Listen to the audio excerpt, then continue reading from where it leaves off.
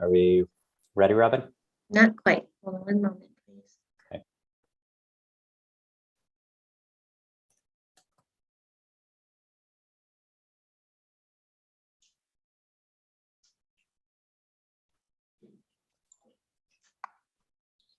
Yes. Yes, whenever you're ready. All right, then I will call to order this Monday, December 13 meeting of the Bishop City Council. It is currently 6:02 p.m.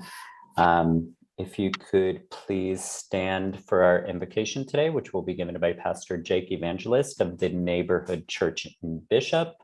And then please remain standing for Pledge of Allegiance, which will be Councilmember Garcia will lead us today.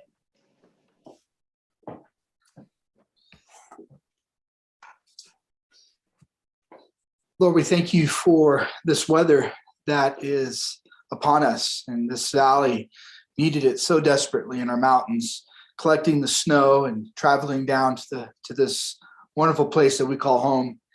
Father, I pray that tonight would be a night that you would just lead and guide the council, give them wisdom as they do what is best for our county. They do what is best for our city and our town. Father, there is so much that we have been stricken with these past few months, and I am just blessed to say thank you for this city council that has led well, that has done well. Father, as we go into the holiday season, I pray that you would just bless them and bless this night, bless the decisions that need to be made.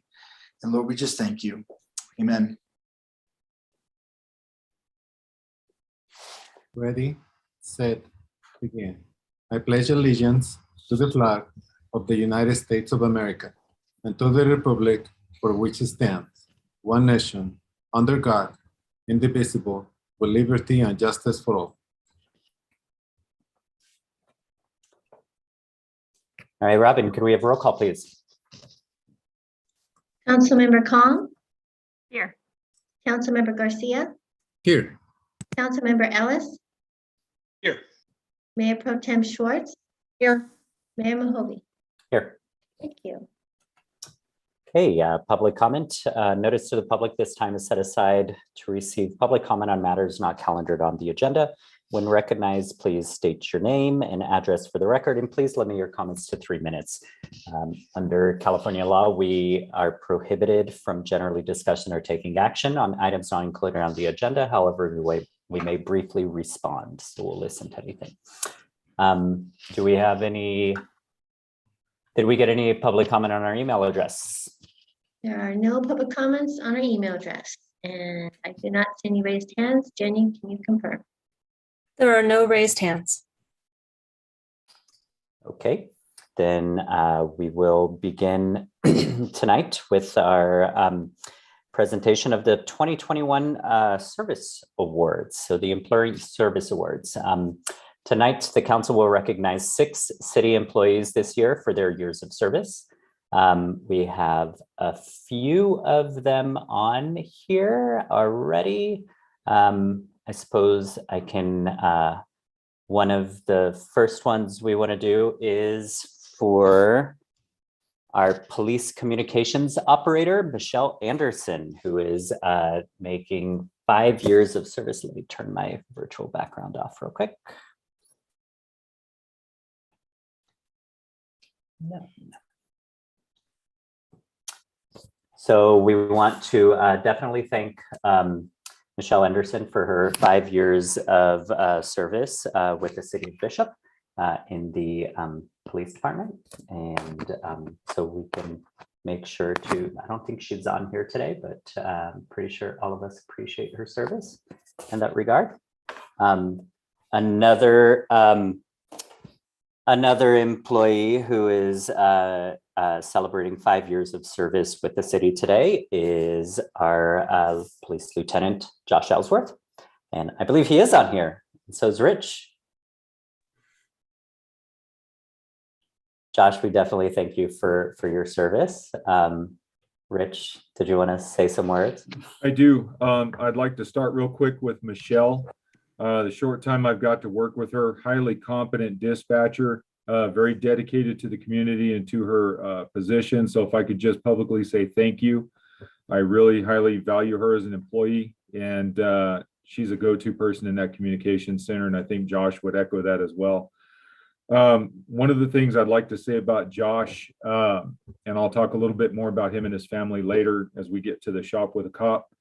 Highly valued member of the team, basically my right hand, and it's with him working with me that we're going to do some great things for this city and for this department. So Josh, I just want to say thank you.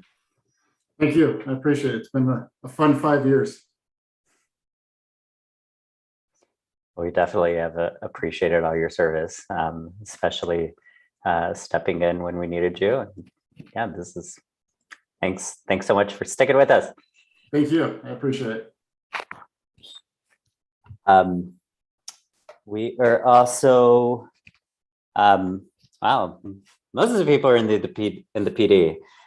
We also would like to thank Molly Lawrence for 10 years of, she's the police communications operator for 10 years of service. I believe she isn't on here, but if Rich, you want to say something? I do. Molly, again, highly competent, does a lot of our field training for the newly hired dispatchers, helps with CLETS audits, a bunch of different things. Very competent, outstanding at her job. Usually is involved with a lot of our community functions, shop with a cop, this year not so much, but in the past, trunk or treat, some different things that she's involved with in the department. So I'd like to just publicly thank her as well. And Michelle, again, also that communication center job sometimes is very undervalued, as far as the community, because they just don't see what they do behind the scenes, but really how valuable they are to officer safety and to making sure that responses are getting to the citizens in need on time, every time. So I just want to say thank you to them. And basically, we couldn't do our jobs without dispatch. Definitely, very true. And we definitely thank Molly for all her service as well. Another city employee celebrating 10 years at the city is Gary Millisey. I believe Gary's on. He is. I'd like to say a few words before Gary talks. So Gary has been a super valuable part of the Public Works team. He's, in his short 10 years, he's promoted from a lead man to the supervisor of the crew. Kind of had to lead us through COVID, his crew, shorthanded. Gary's just done an incredible job of managing and keeping the status of Public Works where it needs to be. Besides that, Gary's a great dad, 2 little girls, a wife that's busy as can be being a vet, but he always finds time to sneak off and fish and hunt. So good for him. Yeah, I mean, I think one of the things that always strikes me about Public Works in particular is, they're doing a good job when you don't hear about them. And that's definitely been true. We definitely appreciate all your hard work this whole time, Gary.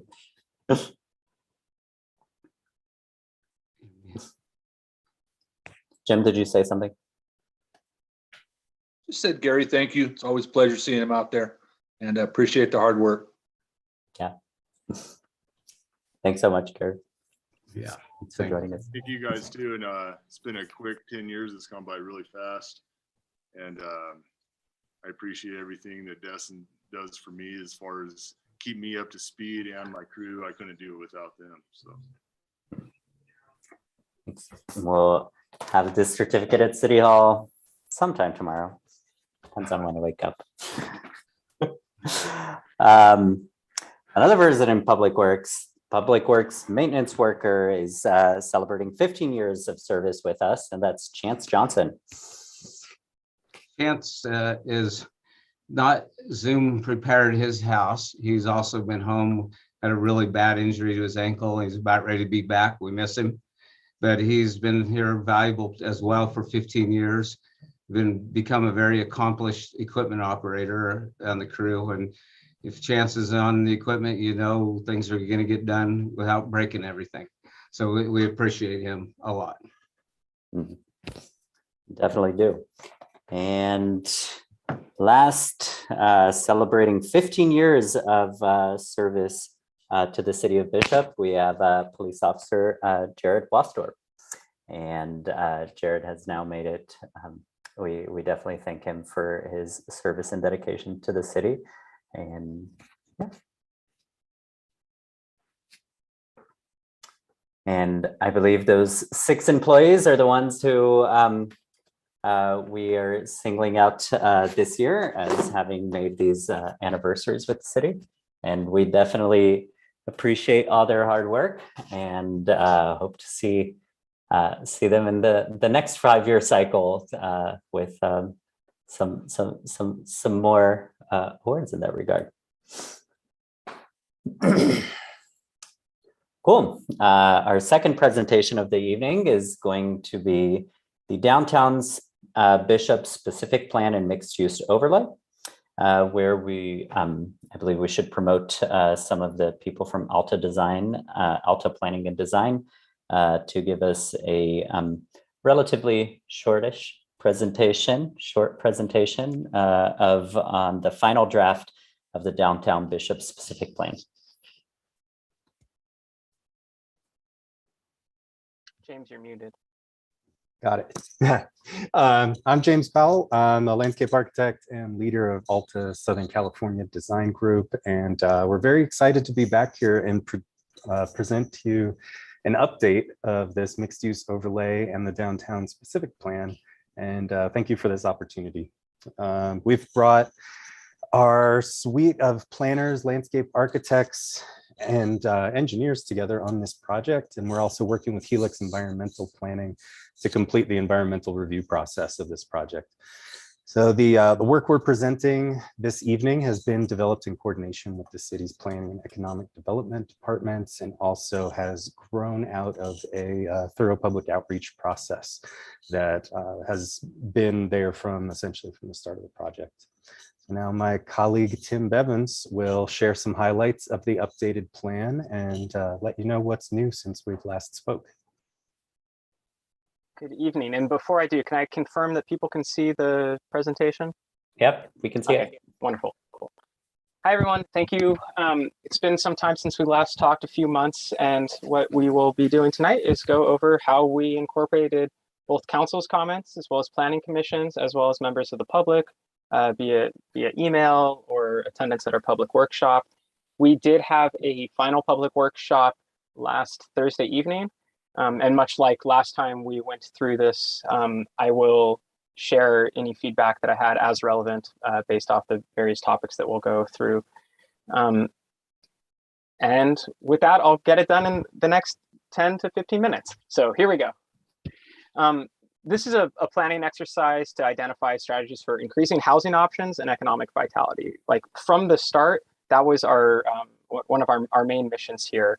So we're looking at land use and associated transportation corridors and uses of both heights and massing of buildings, as well as the types of allowable uses, all through a prism, a lens of how can we increase housing options and economic vitality downtown.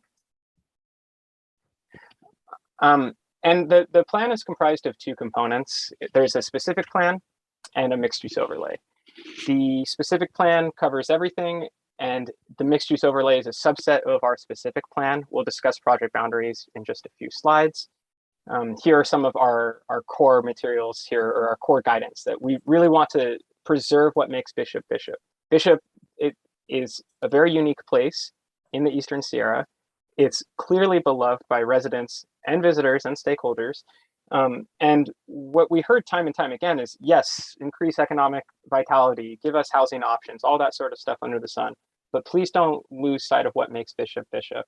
And that trickles down to things such as the eclectic mix of architecture.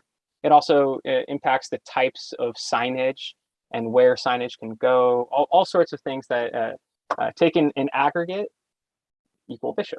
So that was our main charge here. Our timeline, so we're wrapping up about an 18-month process. We started in summer of 2020.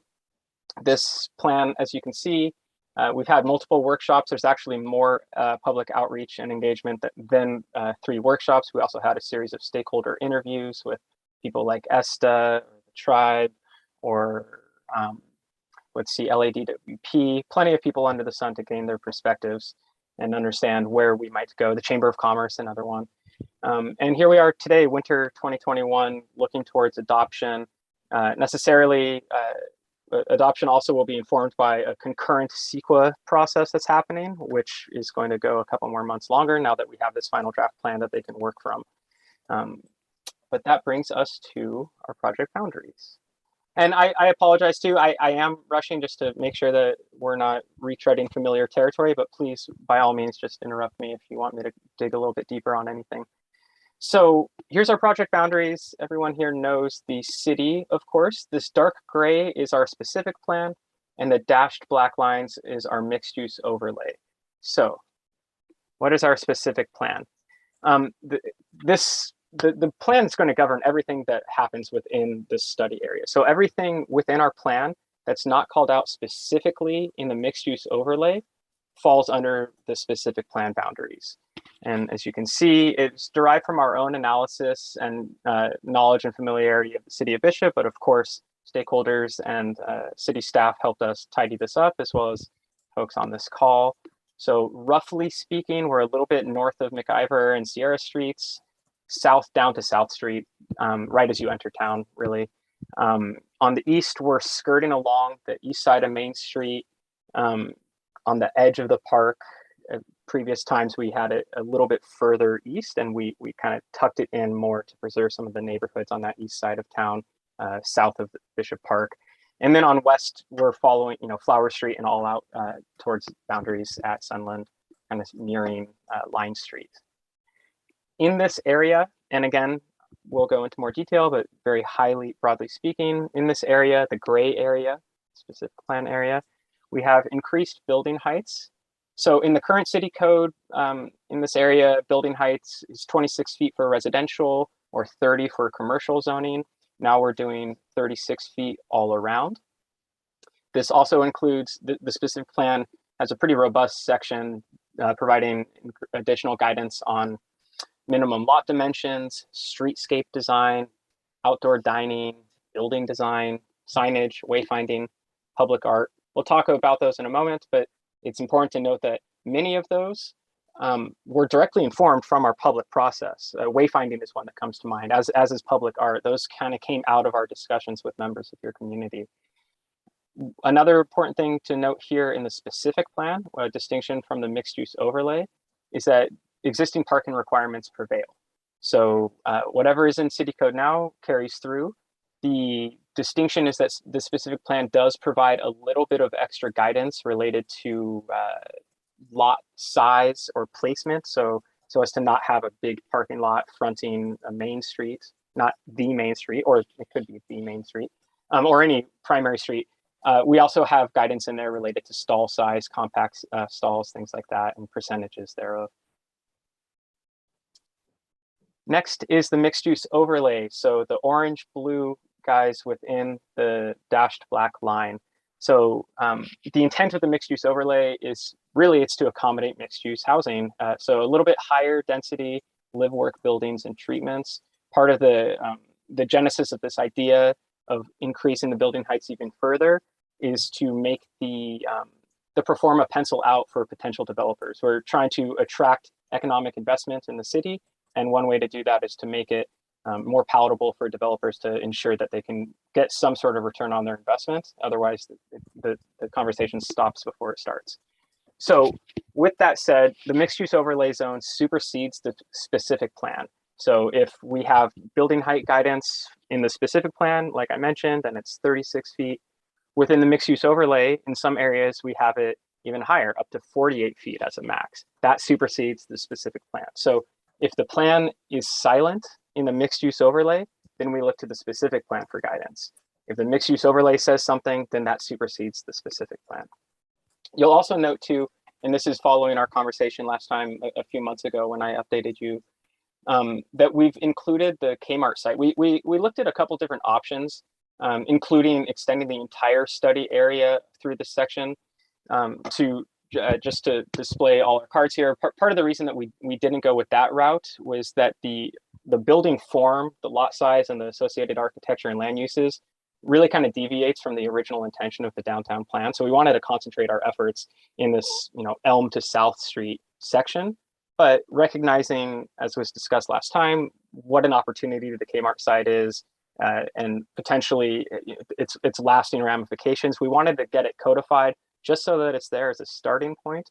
Presumably there will be many conversations with any developer that comes along, but we wanted to get it zoned under this mixed use overlay just so that the site is at least in some point prepped for future development. Now, orange is the primary designation. This is mixed use overlay downtown zone. And we also have a mixed use overlay, this blue stuff, called the neighborhood transition zone. Now, the distinction here is basically, in a nutshell, it's slightly less intense building heights, massings, and uses along the blue. So what we're trying to do with the blue is, as we face outwards towards the neighborhoods on either side where these blue sections are, that the building massing itself, as well as the types of uses allowed in that area, are a little bit toned down. Now they're still higher or perhaps more intense than the specific plan area, but it's just a gradual transition to allow continued development and investment without having an adverse effect on the surrounding neighborhoods. So in the mixed use overlay downtown zone, it's a 48-foot building height, 0-foot setbacks of the structures themselves, and then a whole lot of guidance on ground floor heights and just building design, all this sort of stuff, hoping to, or with the intention of attracting development. And so higher ground floor levels, which make it very easy for retail of various types to come in and show off their goods and wares, things like that. Now, the mixed use overlay neighborhood transition zone, the blue sections, this is a 36-foot building height, which means it's the same as the specific plan, but it also includes a little bit softer setbacks. Also, we have a step back built into this. So if a building goes up to 36 feet, for example, after the first 15 feet, it's required to step back in order to have a little bit slightly less of a impact, both from shade as well as just like visually on people's mental state, really, looking at a particular type of building. And the other thing that's going on in the neighborhood transition is that many of the same mixed uses in the mixed use neighborhood downtown zone are carried over, but not all of them, or some might require a conversation with the city. So whereas in the rest of the mixed use overlay, a restaurant, for example, is just by right, you can build a restaurant or operate a restaurant. In the neighborhood transition zone, that comes with a conversation with the city just to get a conditional use permit, make sure that it's not going to have an adverse impact on residents. Okay, community feedback. So we've been, as James alluded to, we've been really fortunate as a planning practitioner. It's always a gamble if we're going to get meaningful public buy-in. And in Bishop, I should say that your constituents have gone above and beyond, both with attendance and follow through, but also asking interesting, pointed questions and holding our feet to the fire with a little bit of accountability during our Q&A sessions to make sure that they're getting what they need. That's amazing, and we're really, really thankful to be able to have a plan that's reflective of people's desires as opposed to our best guesses or informed judgment.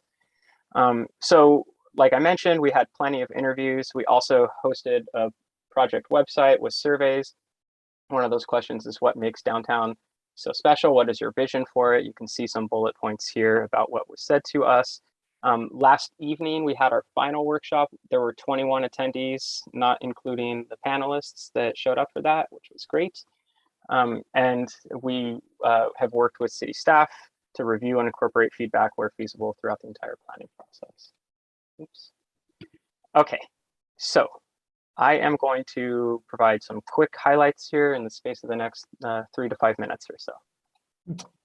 Okay, so building height and massing. Generally, what members of the public said was that they were generally comfortable with what we arrived at. And the goal was to have something that was not too intense, but as I mentioned, upzoned enough to make it pencil out for developers and get the city the types of housing and mixed uses that it desires. So the 48-foot height was determined in partnership with our CEQA consultants as well as members of the public, where we showed even higher buildings, smaller buildings, and we kind of arrived at this medium in the middle.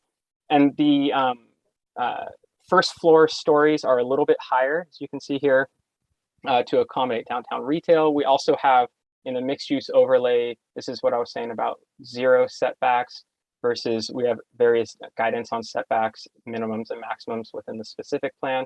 The intent here is that in the mixed use area, we're trying to maximize the buildable square footage, as well as what's called a consistent street wall, like a feeling that you're downtown without gaps in a smile, for lack of a better term, to use a clumsy analogy. So we're trying to have a consistent street wall so that we can make it feel as if you're in a downtown shopping area. Now, the mixture of uses, and you can see here, this is the mixed use overlay downtown, and this is the neighborhood transition. And so, as I mentioned earlier, many of the uses are the same, but they start to deviate. And you can go through, and I'm happy to chat about any in particular, but we went through this both with city staff as well as members of the public to say, like, what's appropriate, what's not. Again, we're trying to limit the most intense building uses from those areas that abut neighborhoods. We also provide in the plan guidance on building signage and design. One thing that came up Thursday evening that I want to highlight again is that there's a lot of support, relatively speaking, folks that are showing up to the meeting. So I don't want to speak for everyone in the city, of course, but a lot of support for night sky ordinances and finding a way to contain light trespass, so that going back to what makes Bishop Bishop, part of what makes Bishop Bishop is access to nature, in the big capital N nature as well. So we have all sorts of guidance to that effect baked into the plan. We also have color palettes that are inspired from Bishop itself. We had our senior graphic designer pull together a really nice package of different color palettes that could be used as starting points. Obviously, every building and architect is different, but we have guidelines throughout the document to kind of pull things together into a cohesive whole. Now, public realm, this is everything that's not within the building. So we have guidance for both the city and Caltrans right-of-ways. It's very important to note that Main Street and portions of Line Street are Caltrans right-of-ways. And so we have guidance within the plan related to Caltrans's encroachment process, but we've also looked to other parts of town that are city-owned right-of-ways to talk about how we might repurpose things or how we might imagine things. And we also, within there, have set-asides for public art, how we might repurpose public space.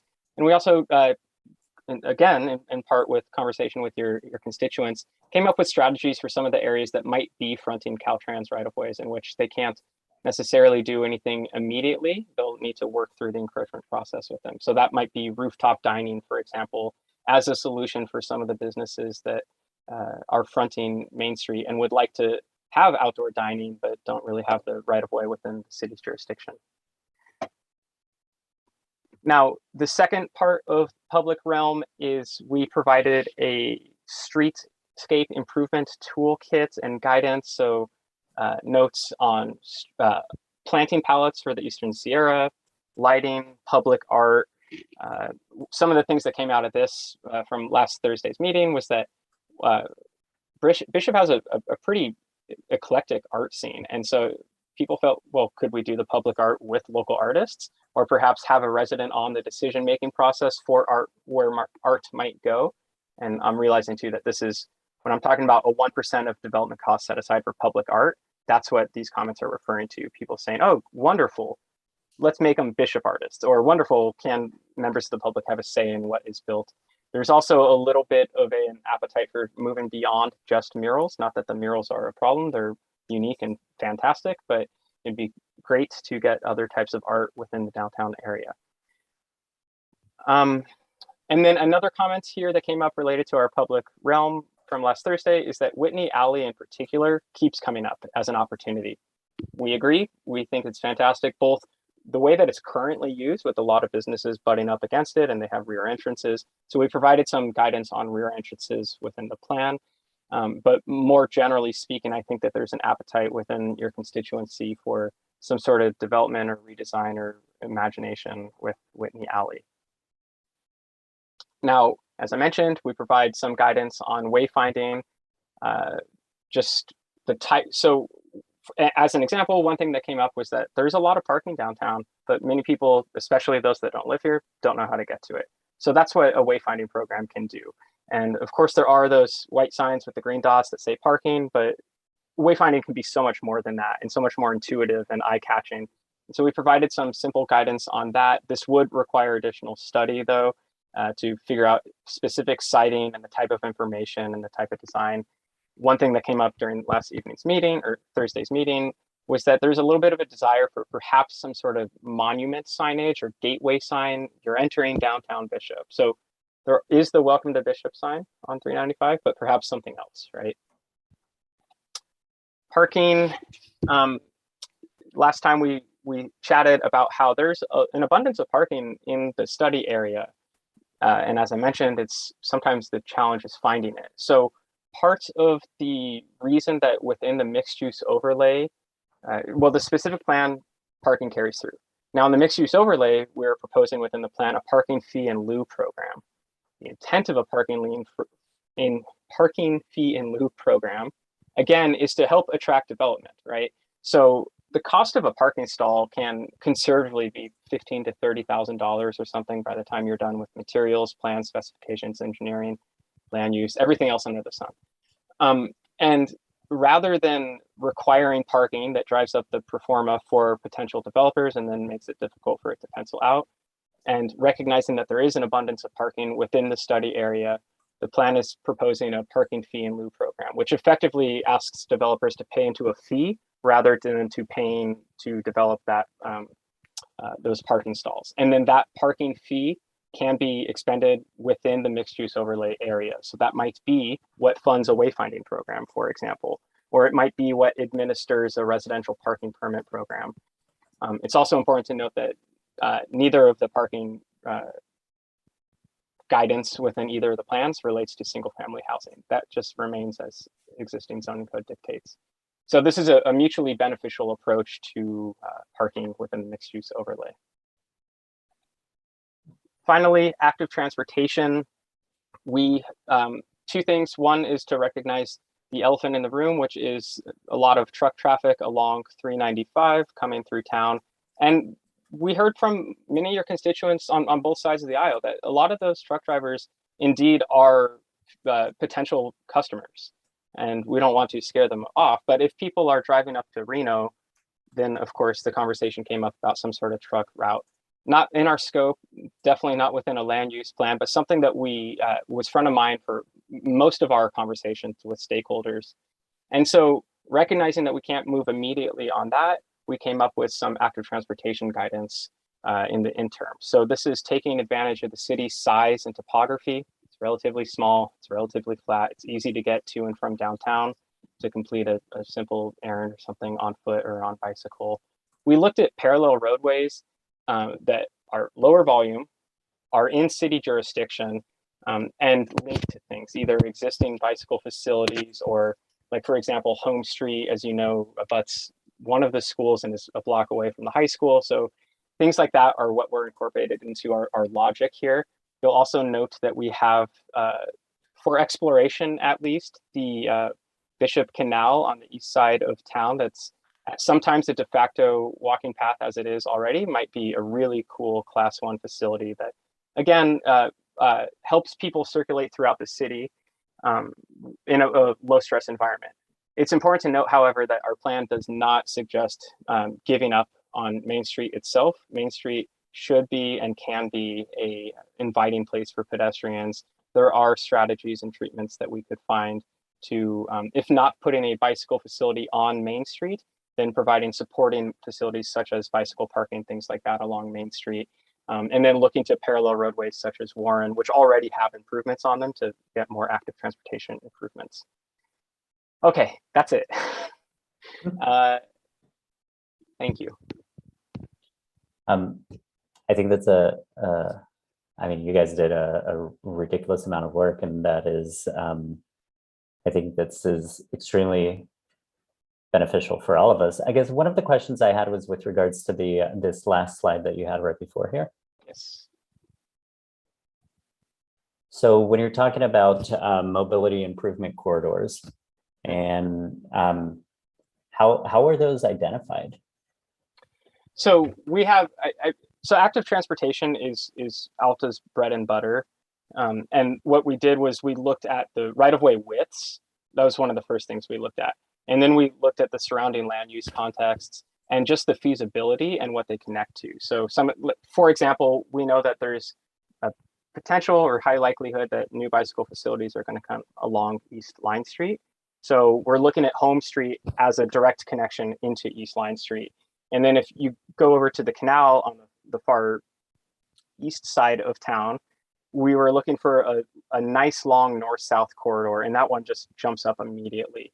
So a little bit of it was educated guesses based off our knowledge of the area and just walking around. We did a couple site visits with Elaine.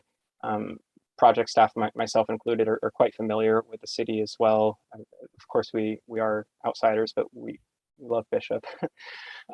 So a lot of it is just our professional judgment kind of layered upon some site visits and looking at on the ground conditions. Yeah, and just to be clear to anybody from the public, the full report is actually included on the city website and on this agenda item, and it goes into a lot more detail than Tim just gave us. And but your interest should definitely be piqued by this presentation. Indeed, yeah, it's a 200-page document. I'm happy to follow up and chat with folks. We're really happy with the direction that this is going. So thank you for your time. Oh, no, and I just want to make clear that the only reason we were asking for a somewhat high level and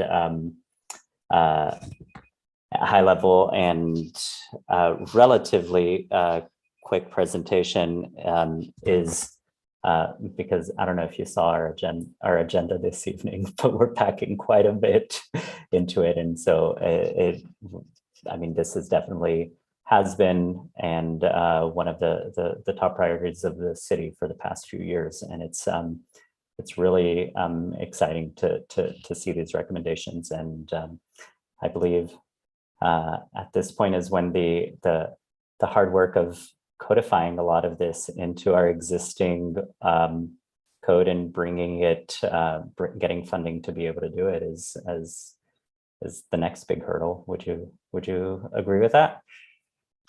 Yeah, well, let me say too that we've been in good hands with city staff. Elaine and Ron have both been really easy to work with and helpful various points along the plan's development to make sure that we're reflecting the city's council, commission, as well as constituents' wishes. So the plan is a result of everybody lifting, not just Alta. I want to state that out front. Most particularly, as I said, your constituents. People have been really, really involved, and that comes through in the plan. That is one thing that's definitely true about the Bishop residents. Yeah, it's codifying this is going to be a challenge, right? It always is, but it's not impossible. And this plan also, it's not necessarily the most complex plan out there. Part of our brief, our effort was to find something that's implementable, and that even boils down to the level of city review and analysis and things like that, so that someone like Elaine doesn't get held up for months at a time reviewing things. We're trying to make sure that we have the necessary processes in place, but we don't want to overly burden city staff and make things just drag out. Elaine, did you want to add something? Good evening, Council. Can you hear me okay? Can't see We can hear you. We can't see you, but yeah. Thank you so much, Mayor Mahove. I appreciate the opportunity. I just would really want to take this opportunity to once again thank Alta for the excellent work they provided, and moreover, thank the City Council for championing the project and providing their support along the way, as well as the review that was provided intermittently by the Planning Commission. Thank you so much. Any other comments, questions from the council? I just wanted to say thanks to Elaine and Alta. We met, and I've been thinking about nothing else since then. I've been super jazzed and ready to get the codifying it ready to go. So come on in, people, and let's make this happen. So thank you very much for your vision and for taking us down this road. I would like to echo that. Thank you, Elaine, and thank you, Alta, for all the work that it was put into this. This is what we were hoping to see at the end when we started the process a few years ago. So thank you. My sentiments, exactly, Elaine. This has been a great project. I really appreciate your hard work. I look forward to the first developer that puts in a building and uses this plan. Thank you. And I guess I have to go last here. Same thing. Alta, it's been a pleasure going through what you put together since the day I first heard of you guys, and been behind it, pushing to get this going. I think it's much needed, kind of long overdue, and this gives us a great blueprint for where Bishop needs to go. The citizen input, your guys' expertise, Elaine. I think everyone put together an amazing document for the public out there. Go through it. It's a pretty impressive document, and it touches on a little bit of everything in Bishop and what the future holds for us and where we can make Bishop even better than what you see now. So again, thank you guys, everybody. Yeah, and one of the last things that I want to say is, especially to the public, is we definitely have a lot of documents that we end up going through, and this one, yes, it is on the longer side, but it's actually extremely readable and approachable and engaging. And unlike some other documents, finance, this one did not help at all with my insomnia. So We did our best to make it as concise and readily intelligible as possible. Again, part of that is because of the reviews that we've had multiple times, though. So it wasn't as clear to begin with. Again, it's one hand washes the other. So thank you, everybody. cool. Elaine, you had your hand up. Did you still need it up or no? Thank you, Mayor Mahmoud. If I could, I also forgot to mention that we do have a later agenda item for those who are interested to discuss next steps in codifying this later in the agenda this evening. Thank you. Thanks. Tim? Okay, thank you all. I hope you have a good evening, and we'll talk soon. Thanks, James. Sorry, Jenny, I was just using you as an example. I still find the finance documents to be interesting. And I saw somebody mouth, I don't. Okay. And our last presentation of the evening is a report and discussion regarding process on unfunded accrual liability reduction. Do we have any representatives from KNN that are going to give us a presentation on that? Or yes, Mayor Mahoney, members of the council. David Broadsley is with us this evening. If you can advance him, please. I've just promoted him. He's a partner with KNN, our municipal financial advisor company, and he's going to give a fairly brief presentation on PowerPoint. And we encourage you to ask questions, but we'll try to move through it fairly quickly. David? Yes, hi, nice to be here. I did I have a presentation. I'm not sure if it's loaded or if you want to share, let me share my screen. You're able to share your screen. Okay. Let me see if I'm able to do it really.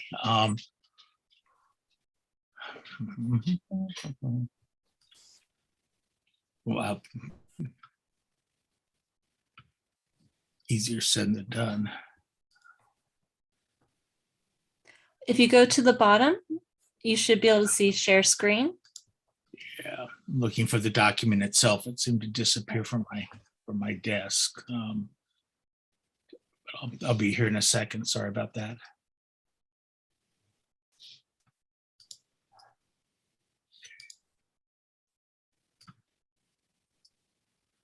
I think just about the time the pandemic's over, I'll figure out how this all works. Why is I not seeing it? I'm very apologize. Here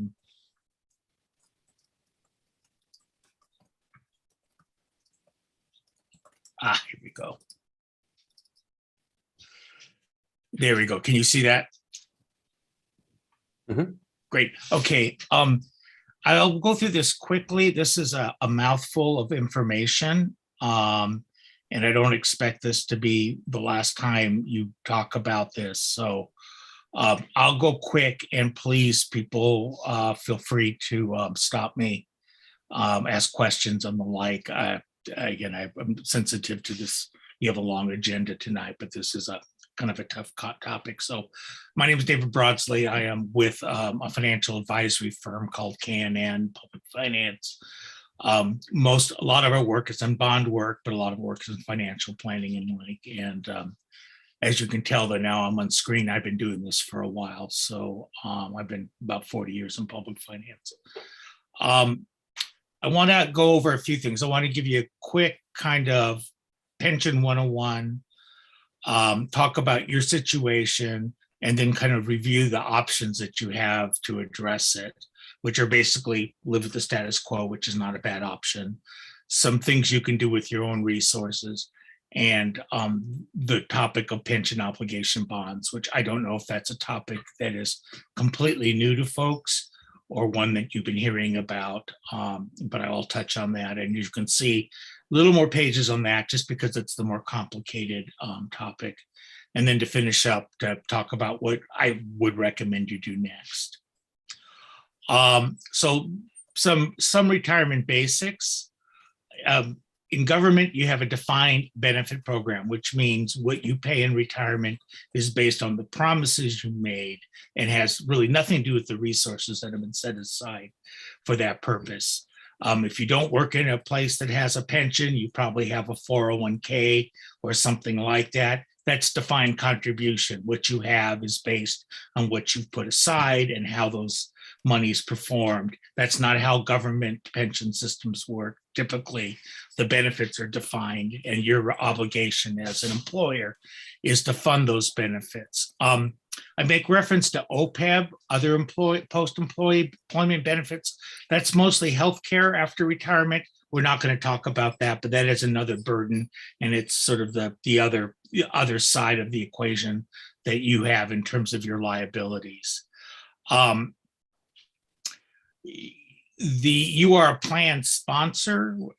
You participate in a retirement system. There's the retirement system you participate in is CalPERS, the California Public Employees Retirement System, which was set up for the state and for anybody who wants to participate in it. And lots of local governments participated, cities, counties, special districts. I'm sorry, I have a cat who's decided she wants to contribute to this conversation. The business of figuring out what you pay is the business of actuaries. They evaluate what the condition is of the retirement system and what the plan sponsors need to pay. And it's a very complicated business, a lot of math and a lot of assumptions. They have to calculate the benefits earned to date, the expectations for future benefits, the value of your current assets, the expectations for future asset earnings and contributions. They have to have a whole bunch of demographic assumptions, one of which that has been very significant in the last decade have been mortality rates. People are living longer. Good news for the human race, bad news for pension systems because it increases liabilities. There's a lot of economic assumptions. One of the ones that have been particularly significant has been what they're going to earn on assets. And the investment expectations of pension systems have gone down over the 20 years that I've been paying attention to this topic. There are actuarial techniques that mush this stuff all together, including smoothing, so that the goal of it is that you don't have huge volatility in what you have to contribute every year. But it means that things can take a time to work their way through the system. And for example, this last year, CalPERS had an extraordinary year of 21% investment returns. But you will get the benefit of that over the next 20 years as those returns are smoothed into the math. The good news is when the market crashed in 2008, those losses, which are 24%, are being factored in over 20 years. So it's a whole system designed to come up with a smooth, non-volatile contribution, which succeeds kind of. The math turns into two numbers that you deal with every year. One is the normal contribution, which is your contributions to the system for the benefits earned during the year. And then there's a rate established that for this year's work, this 2 weeks worth of work, here are the benefits you've accrued, here's our payment to it. And then there is the reconciliation for benefits that have been earned but haven't been fully funded, or have been overfunded, depending on the facts. Unfortunately, in the last 15 or so years, the facts have been underfunded. It's called the unfunded actuarial liability, or UAL. And as we'll see in a moment, it is the problem that you will face, and everybody's facing, in terms of having not fully funded prior liabilities, and now that's an obligation that you must meet, even though it's for services received in the past and not services being received in the present. Oops, a little quick to the draw there. Way quick to the draw. Okay, this is a mouthful, but it's kind of important. Something you can refer back to. This is you. This is your picture. You've had 7 plans established over the years, and some of that has to do with changes in benefits. And so you have for both your miscellaneous and your safety employees, and that distinction is very common in the world of retirement and pensions. You have what's called the first tier, which is the legacy tier. I'm not 100% sure, but I think it was probably through 2011 that employees who were hired up to that point are in that tier of benefits. And that includes retirees and current employees. And we'll look at the numbers in a second. Then there was a brief period of a second tier, and I can't quite tell when that is, but it's probably 2011 to 2013. It's a smaller tier, reduced benefits. And then there was PEPRA, the California Public Employees Pension Reform Act. That's 2013. That was a major pension reform, there had been a lot of enhancement to pension benefits in the 2000s. And then the pension systems fell behind. And as often happens, there was a swing towards major pension reform to reduce benefits, to require longer periods of working before benefits were received. You'll see how it has done what it meant to do, which is control costs. So in going forward, the problems and the issues we'll look at in a moment will solve themselves, but that's over a longer period of time. To the right, you can kind of see what this all means in terms of numbers. The upper graphic is what we call the actuarial condition. It's looking at what your unfunded actuarial liabilities are. So the math is They calculate the assets, which is the money that's in the bank with the pension system, if you will, to fund these benefits. What the liabilities are, which is a calculation of liabilities through the life of retirees and their beneficiaries. And then they do the math. How funded are you? And you can see two things from that upper graph. One is that the legacy system, the first tier systems are, I kept all the typos on this one. I can see it now.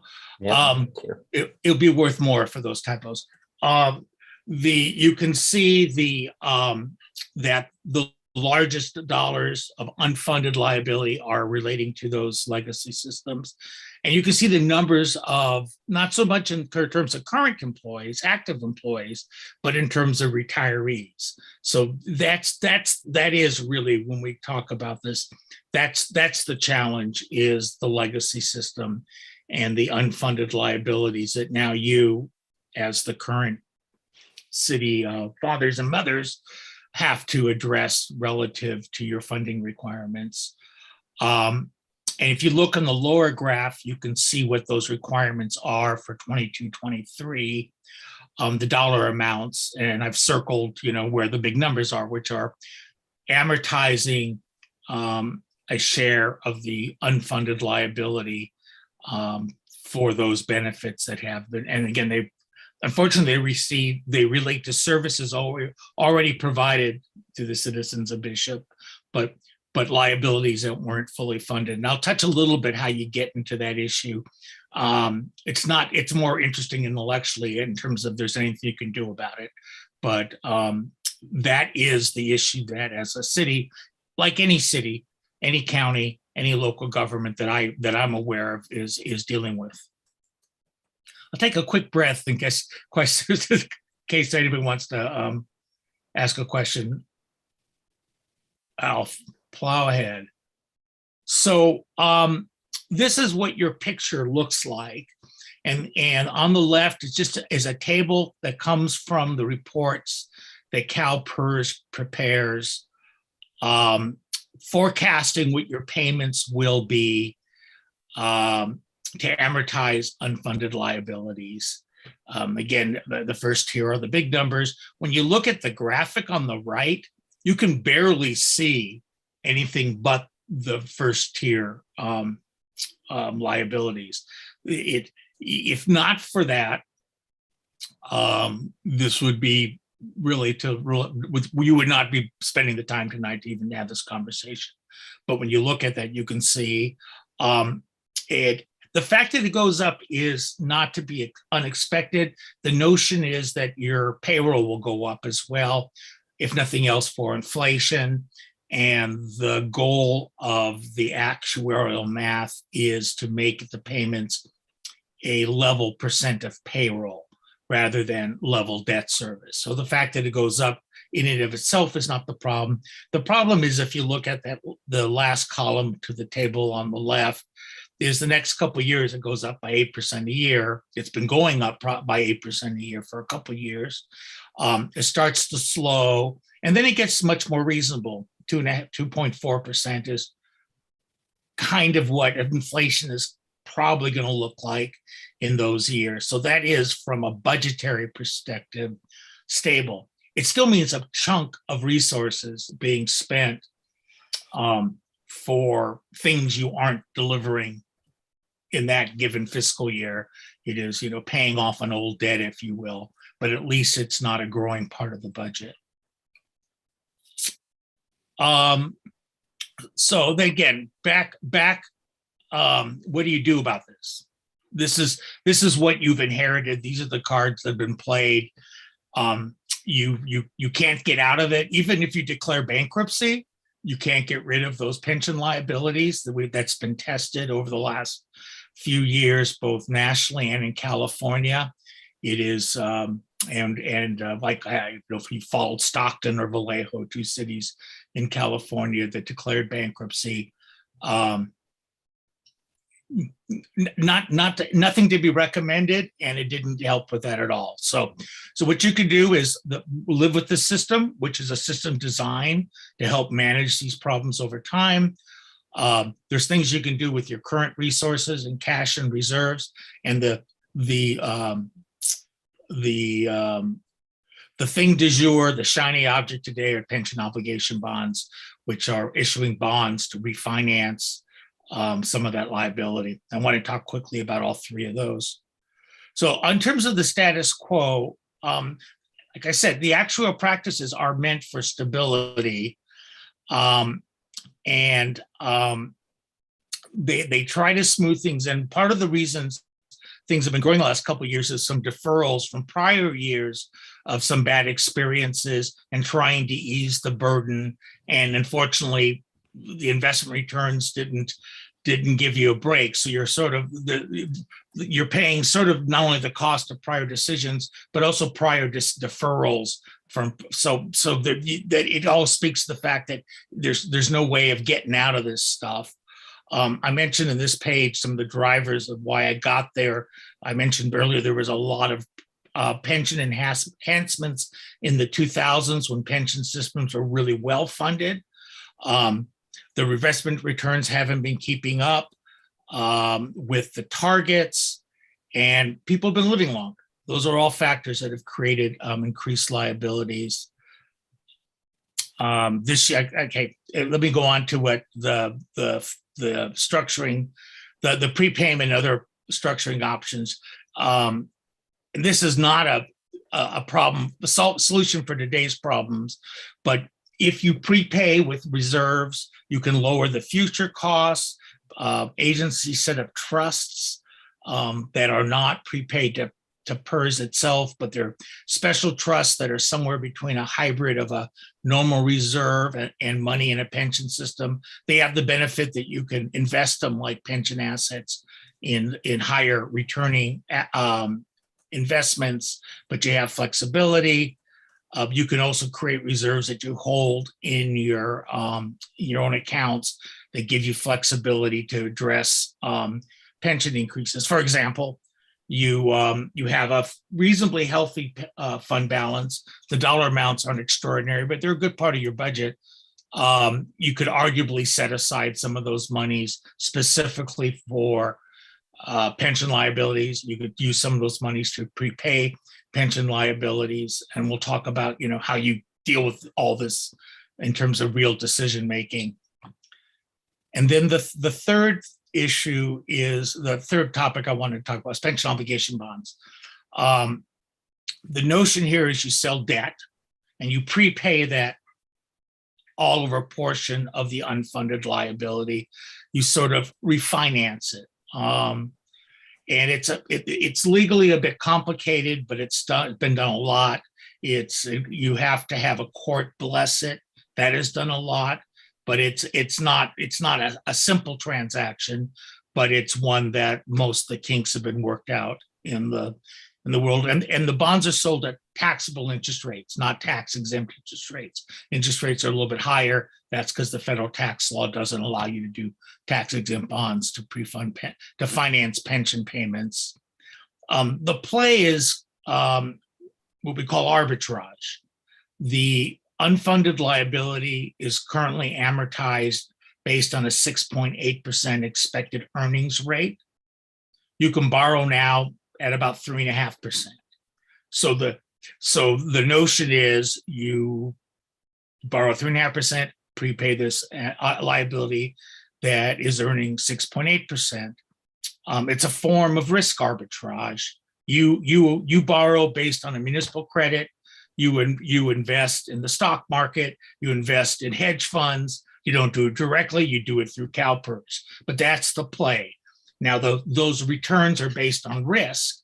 So they don't earn 6.8% every year. They earn 21% one year. They lose 24% another year. But over time, they're expected to earn an average of 6.8%.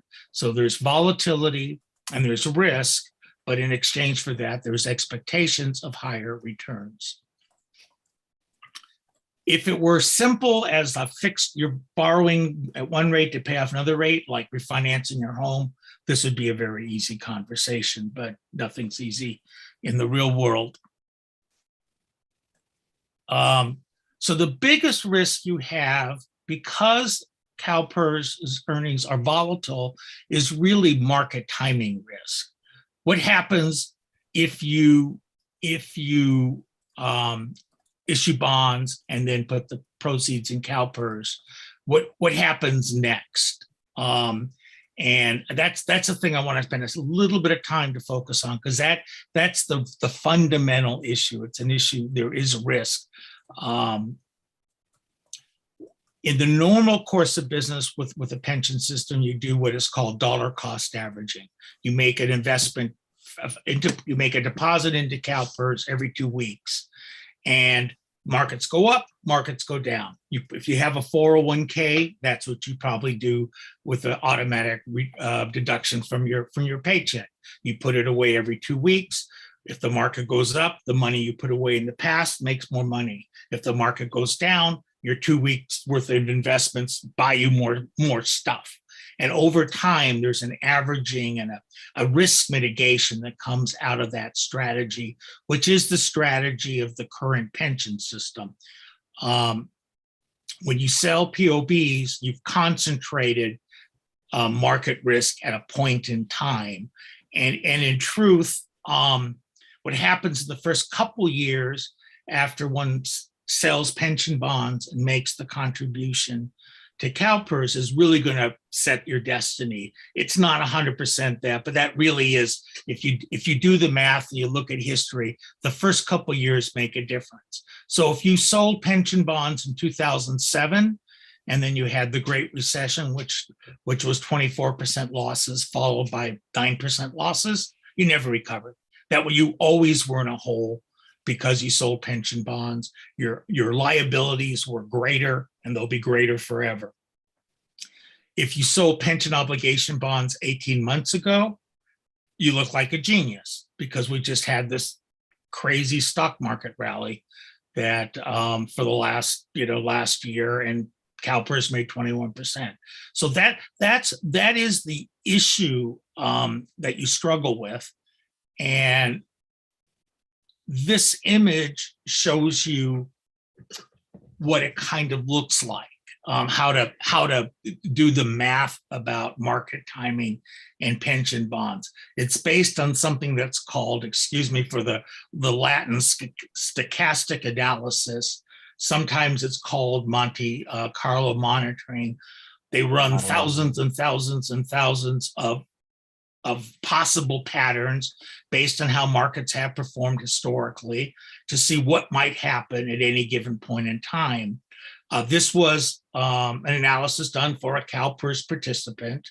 And you can see the results here is that 2 out of 3 times selling pension bonds was a good idea. 1 out of 3 times it was a bad idea. I'm sorry, 1 out of 3 times it was a bad idea. Sometimes, and depending on different facts in terms of the system and the timing and the duration of the liabilities, other math, it can be a little bit better odds, sometimes a little worse odds. The other thing that is striking about this is the upside is about twice as big as the downside. So you stare at that and you try to figure out what does that tell me? What should I do? And there's not a right answer here. And a lot of it has to do with risk tolerance. How comfortable are you if you down here explaining in 3 years why that's where you are? There's and government's a weird thing because there's a lot more downside risk to things going bad than there's upside benefit of things going good. People don't remember that you did good; they remember that you did bad. And so it's a challenging issue in the public sector. If I were going to Vegas and I had these odds for an hour at the blackjack table, I'd liquidate my bank account because over time this is a winner. The problem is that when you're doing pension obligation bonds, you're playing one hand of cards, and this is what you're playing, and you're playing with other people's money, but then doing nothing has its costs as well. So the first bullet here is it's that sort of issue. And I don't think I've ever seen anything that has split council votes like pension obligation bonds. Usually when we do bond issues in government, by the time it gets to that point, everybody agrees this is a project we want to go forward. It's very, very common to see the 3-2 vote about do we want to do this, and for good reasons. It's just, it's not an easy set of decisions. A couple other things about this is, how much of it do you do? Most of the folks I work with think you probably don't do the whole thing of unfunded liability. You maybe go half, because what would happen if you sold bonds last year and funded all your liability, you are now overfunded. And that money's kind of stuck at CalPERS. Now, in the long term, you'll probably get it back because there'll be bad years and things won't work out as planned, but you will be paying more now because you'll be paying for bonds at a higher amount because you borrowed more than you really needed to, because the next year your liabilities would have gone down because you had a fantastic year at CalPERS.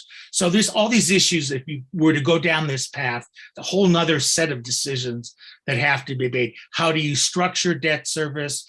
The pattern on the left is probably the most common. You structure it as you would have expected to pay your liabilities, and you hope that this pattern of savings, which is the difference between the 6.8 and 3.5%, holds up. Remember, the green line is fixed. It's your debt service. The blue line is hypothetical. And so anyway, this is just to kind of show what people go through when they do pension obligation bonds. So what do you do with all this, right? I mean, what does one do with this? Each of the strategies do nothing, work with your existing resources and see if there's ways to manage it. So POBs have rewards, potential rewards, and they have risks. And the fundamental issue is that these liabilities are there no matter which strategy you take. I see my job as a municipal advisor is trying to help you understand the risks and the rewards, quantify them, and to try to eventually, and this is not the night to clear away the rubble, this is probably a night of way too much information, but to get to a point where a public agency is making an informed decision. I never recommend POBs. In fact, I probably am a little suspicious of them. And there's a couple reasons. One is that my business of a municipal advisor is primarily a business of issuing bonds, and so are the other folks in my business, and they're the ones that often go around to provide this information. And there's one answer in the conversation that's a lot more lucrative to people in my business than the other answers. I don't make any money if you do nothing. I make a really good return if you sell bonds. So I am very suspicious when people in my business advise bond issues, because I think there is an inherent conflict of interest. And if you look at the world of pension obligation bonds, there's a handful of firms doing most of them, and they've taken that position. It's a damn good business. I also have been around long enough to see a lot of great ideas look not so great in hindsight. I've been through cycles of new products that crashed, that looked really, really smart. And I thought they were good ideas in many cases.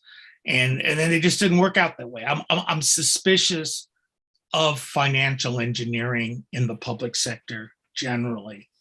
But that being said, it's a real issue, and there is a possibility of lightening the load, some too significantly, by issuing pension bonds and taking the risk that in hindsight, it will have been a mistake. And what I consider myself like a general practitioner when it comes to municipal finance and not a pension expert. And I allude on the slide, in a way, we've avoided being pension experts because it seems like pension experts end up recommending pension bonds when their business is the municipal advisor, which is basically bond consultants. So what I would do if I were in your shoes, getting me here today was pretty cheap. I would bring in, there are firms that are actuarial consultants who can specifically model your situation and help to get the numbers more focused on who you are in an agnostic way. And there's a firm I particularly like called Bartel and Associates. They do a lot of work with cities throughout the state. They're the ones that prepared that stochastic analysis, performed the stochastic analysis that I used earlier as the risk model. And if you want to pursue this and consider it, I wouldn't go forward myself, recommend going forward without having an independent pension consultant. It's about a $10,000 cost. They do this commonly. And like I said, I think of myself as the general practitioner. And when it comes time to do that operation, I like to bring in a specialist. And I also like the fact that I don't make money based on the decisions that I help you make. You're not faced with a conflict of interest and getting advice from somebody who has an interest in one answer and not an interest in another answer. I work with them with management to get there. So that's my that's a lot of information. It's a bit of drinking from the fire hose, but that sort of sets a framework in terms of what you want to do relative to further conversation on this topic. Okay, and so as well, that was going to be my question, obviously, as to what your recommendation was, but it seems I can see that. So if I could just summarize my understanding of this presentation is that currently we have about $11 million in unfunded liability. Currently, CalPERS is charging us about 6.8% of interest rate per year on that 11 million. And as anybody out there knows, typically you can refinance. There are limits with regards to the fact that we're a government agency. And so we can't just go out and say, take another mortgage on the home at a lower interest rate and then pay it off that way. And so there are limited options to us, and one of them is these pension obligation bonds. And I mean,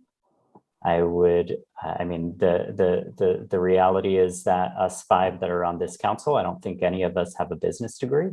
Correct me. I mean, I know Karen owns and runs a very successful business, but I don't know if we all have finance degrees, and so that's in particular where I think we lean on our city staff of our directors of finance and stuff to process all of this and distill it in a way that with a recommendation that we could move forward. Yeah, and the only thing and again, this is the way you described it is a way of thinking about it in terms of the refinancing. The thing that, and again, I maybe err too much on the risk, but it's because it's the harder thing to understand. If it were a fixed amount of money you owed and that rate of interest was going to be the rate, this would not be a complicated decision.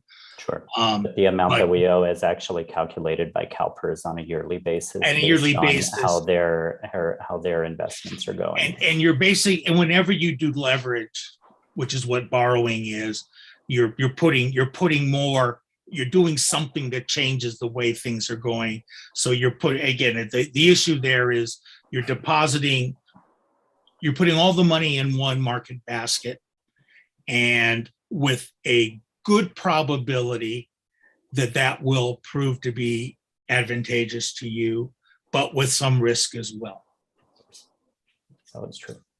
And that's why I shine the light on that, because it's the not obvious part of this. It certainly took me a while for that light bulb to go on as I stared at this in the past. Some sage advice. Do we have any other questions or comments? Mr. Mayor, Yeah. members of the council, I would recommend that staff take this and we do a request for qualifications for actuarial consultants, and then bring the result of that back to you, and we can discuss then whether to proceed with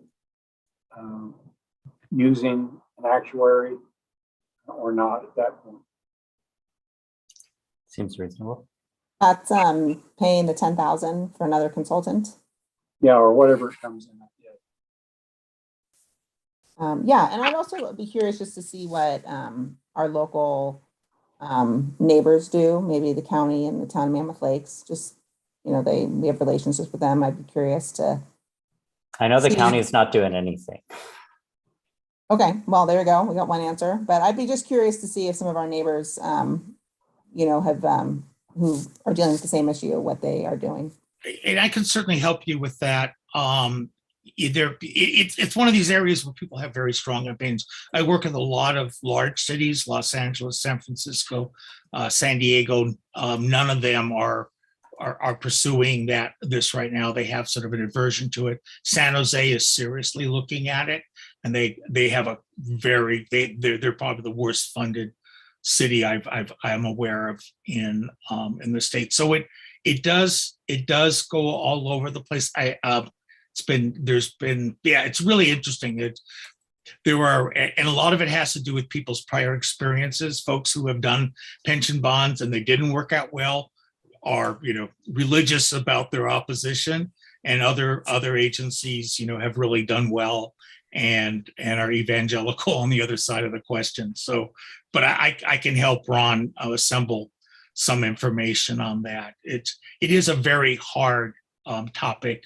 And unfortunately, I come from the school that I want my clients to be informed. Sometimes having information is its own burden. And I agree with that, Karen. As part of any sort of an RFP for actuarial services, it would be good to know what the county and Mammoth are doing at that point. And we'll proceed in that way then. Awesome. Thank you, David.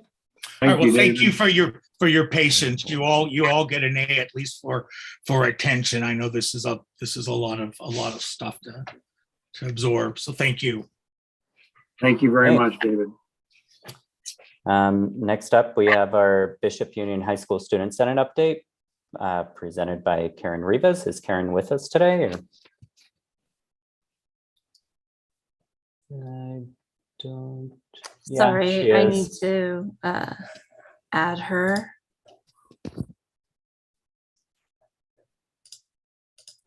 I just promoted her.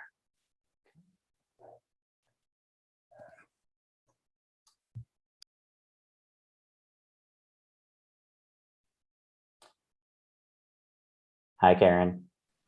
Hi, good evening. I'd like to start by stating two things. The first thing is my internet has been a little wonky this evening, so there is a chance it may cut out during. It's not like we're in a blizzard or anything. And the second thing is, unfortunately, Haley Fredericks could not accompany us this evening. Therefore, I will be presenting the Student Senate update along with the ASB report. Okay, go for it. All right. Good evening, everyone. My name is Karen Rivas. I am the ASB sophomore class president. Following the last meeting's report, ASB was able to host a successful drive-in movie night on December 10th.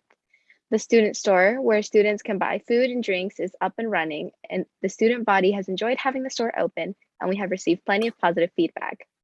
We had a great turnout for the Spirit Week last week. Monday was Adam Sandler Day. Tuesday was Jersey Day. Wednesday was Dress as Your Favorite Teacher Day. Thursday was Bring Anything But a Backpack Day. And Friday was Holiday Attire Day. ASB is planning for a successful semester with lots of activities, including Man of the Year in January, the talent show in March, and prom in May. Thank you for your time.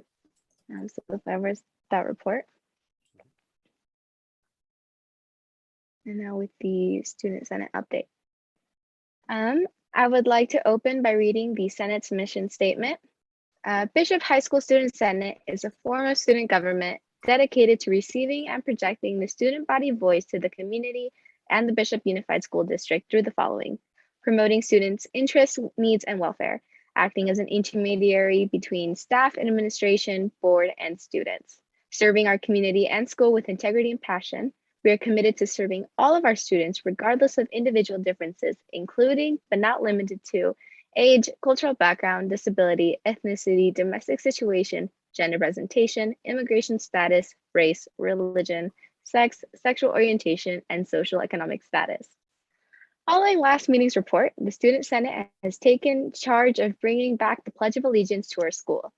Student Senate members will continue doing it till the end of the semester and will be joined by ASB and FFA officers next semester. Student Senate has also been receiving great student participation from our weekly check-ins.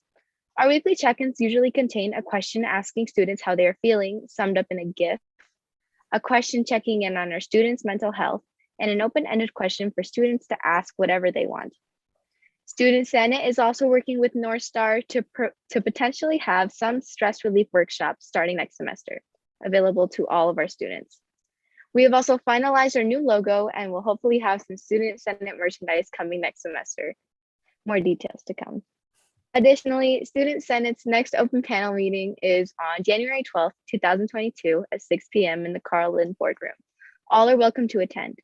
Once again, thank you to the City Council for giving us the time for our reports during these meetings. Have a great evening. Thanks, Karen. You have a good holiday. Thank you, you too. Okay, next up then, we have our County of Vineyard report, prepared and presented by our 2nd District Supervisor, Jeff Griffiths. Hey, Jeff.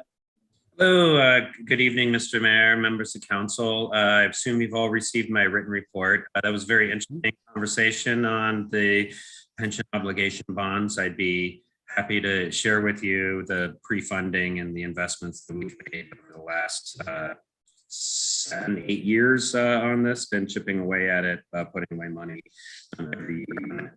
But back to my report. So COVID situation continues to be active in the county, although we are well down from the peak. I will give you some late breaking news as apparently the governor has declared a statewide indoor mask mandate that will supersede Indian County's mask mandate. I will remind your council and the public that now is the last time to make comments on redistricting. We will be concluding that process tomorrow and making a final determination on what the new district boundaries are. It's pretty clear what's going to happen with the city of Bishop, but the rest of the county really is up in the air as to what happens.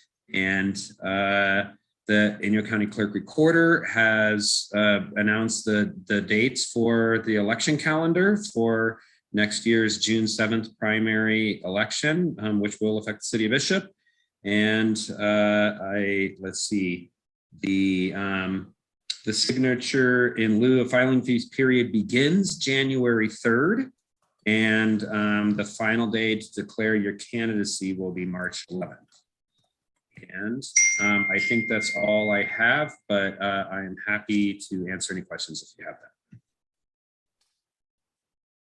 No, you forgot to mention the first flight comes in on Sunday. I guess I did have that on there. And so yeah, 2 o'clock on Sunday, something we've all been working together on for 10 years. So yeah, come down and celebrate with us. Thanks, Jeff. All right, we'll move on to our department reports. First up today is Fire Chief Joe Dell. Good evening, Mayor, Council. Just real quickly tonight, we're starting to see some weather-related calls. We had a sign issue on Main Street with Imperial Gourmet tonight. Hopefully we don't get too much flooding as the rainwaters come in. And then hopefully CAL FIRE will lift the burn restrictions here as we get some much needed moisture coming in here in the next couple of weeks and hopefully for an extended period. Other than that, I'll be brief. Any questions? None for me. All right. Have a great night. Thanks, Joe. Next up, Police Chief Richard Standridge. Good evening, council, mayor. I just want to be brief and I want to talk about Shop with a Cop and the Laws Railroad event that occurred this weekend.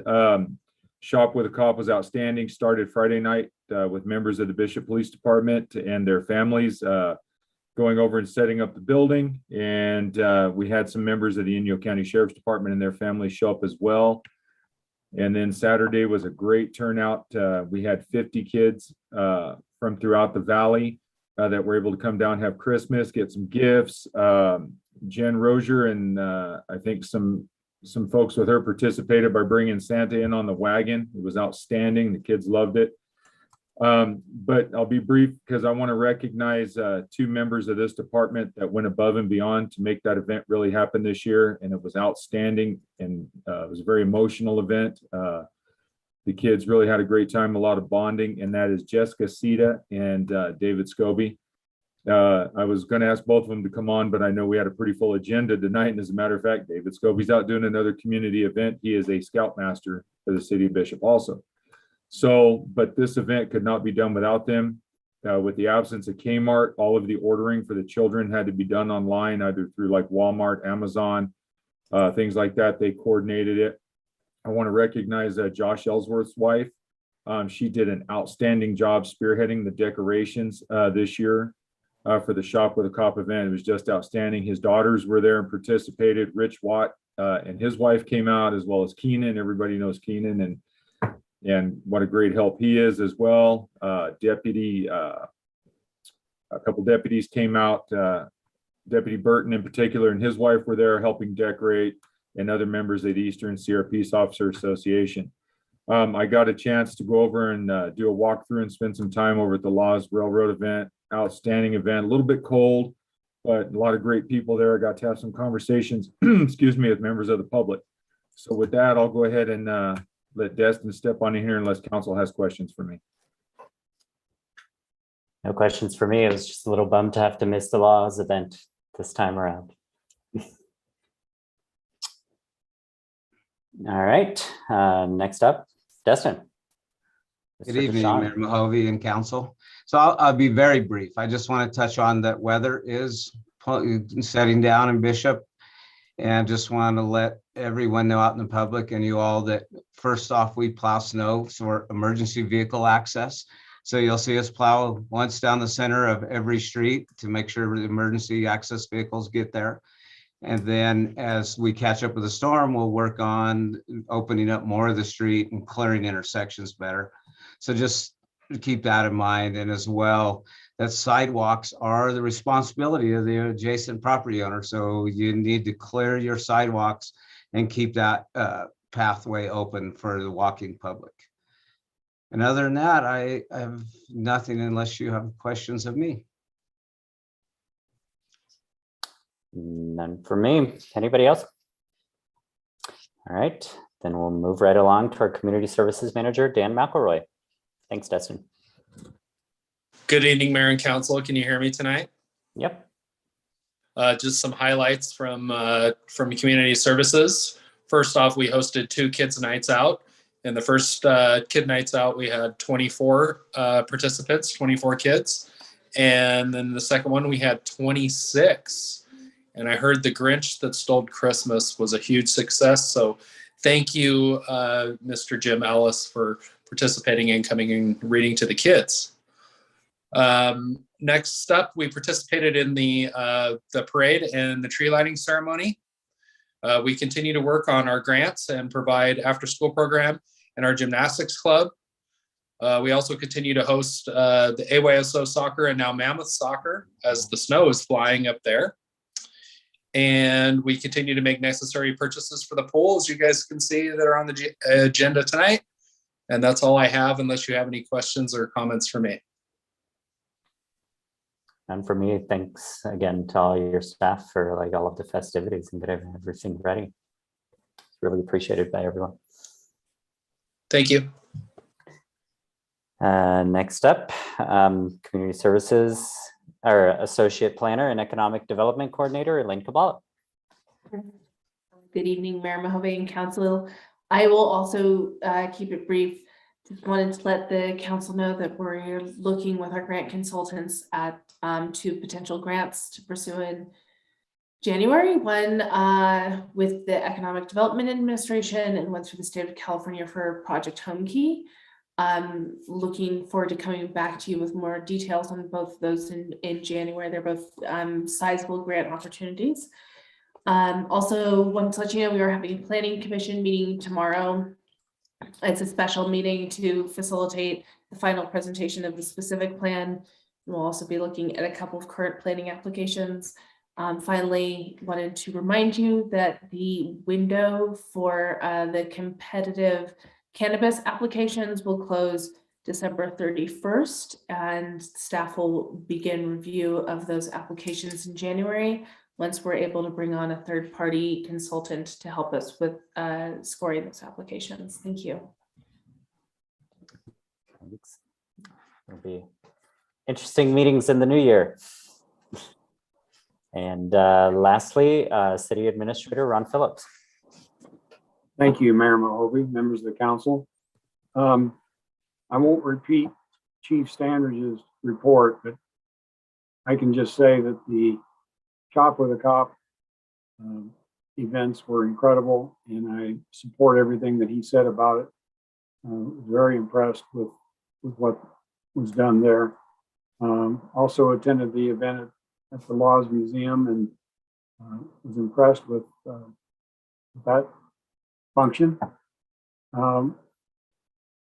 Elaine mentioned the Home Key projects, and we've been meeting weekly with Amaka and others, looking toward the possibility of funding for both the Valley Apartments and Sterling Heights project.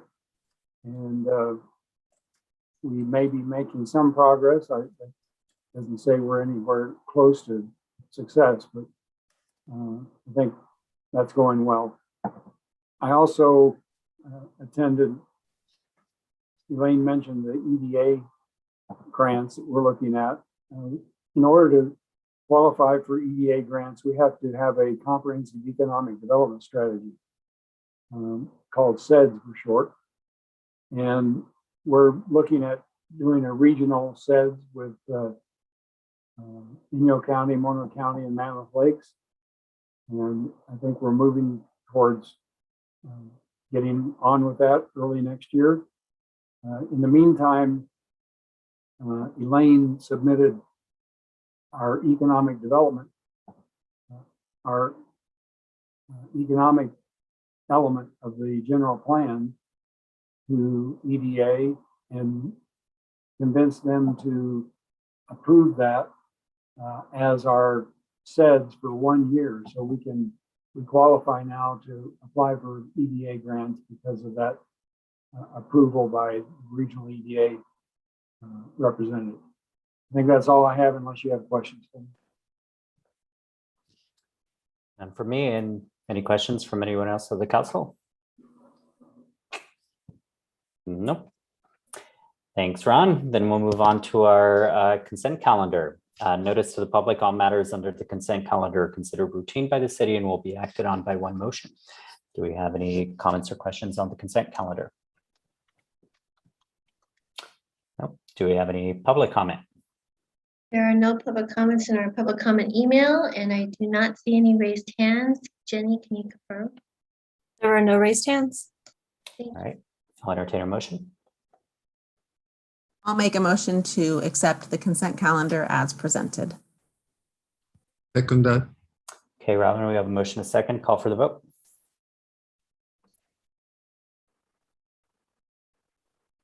Councilmember Kong, Yes. Councilmember Garcia, Yes. Councilmember Ellis, Yes. Mayor Pro Tem Schwartz, Yes. Mayor Mohobie. Yes.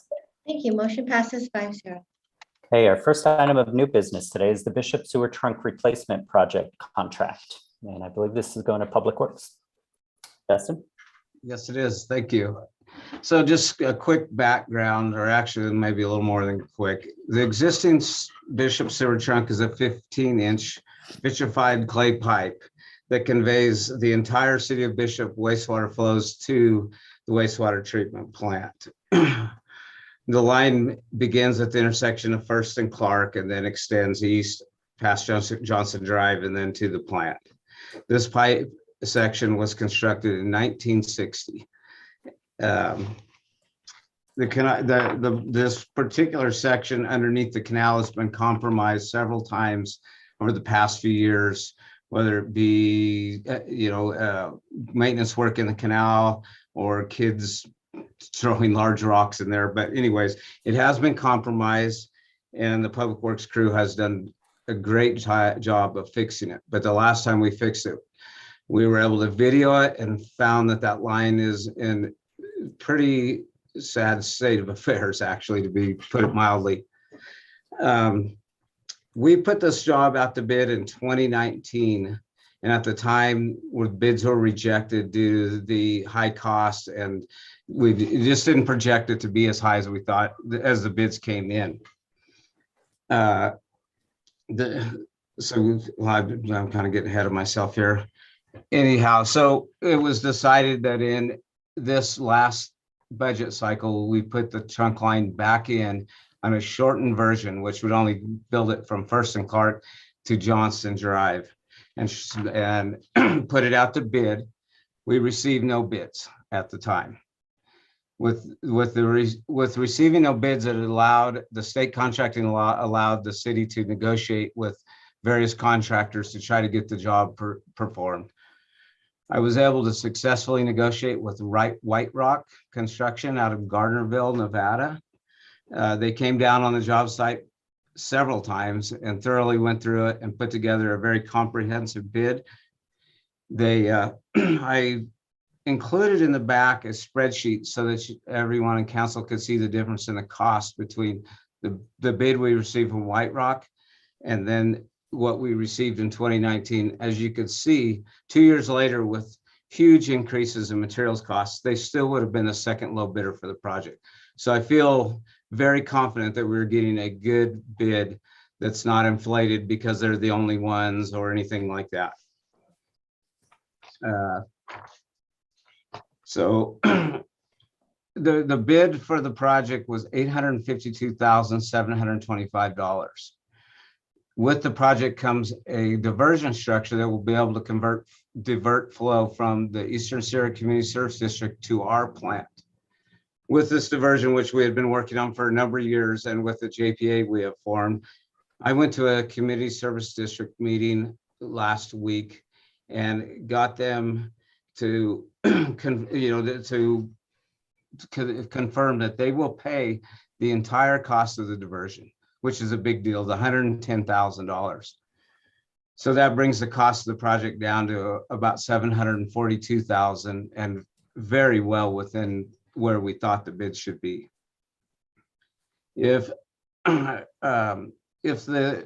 contract is awarded, the schedule would be award tonight, obviously, start construction in mid-January of 2022 and complete in late March. We also have a lot of environmental restrictions with working in the canal and nesting birds and everything else that dictates that schedule as well. So even with receiving no bids, we're staying on track with the schedule that we need to follow to be able to complete the project.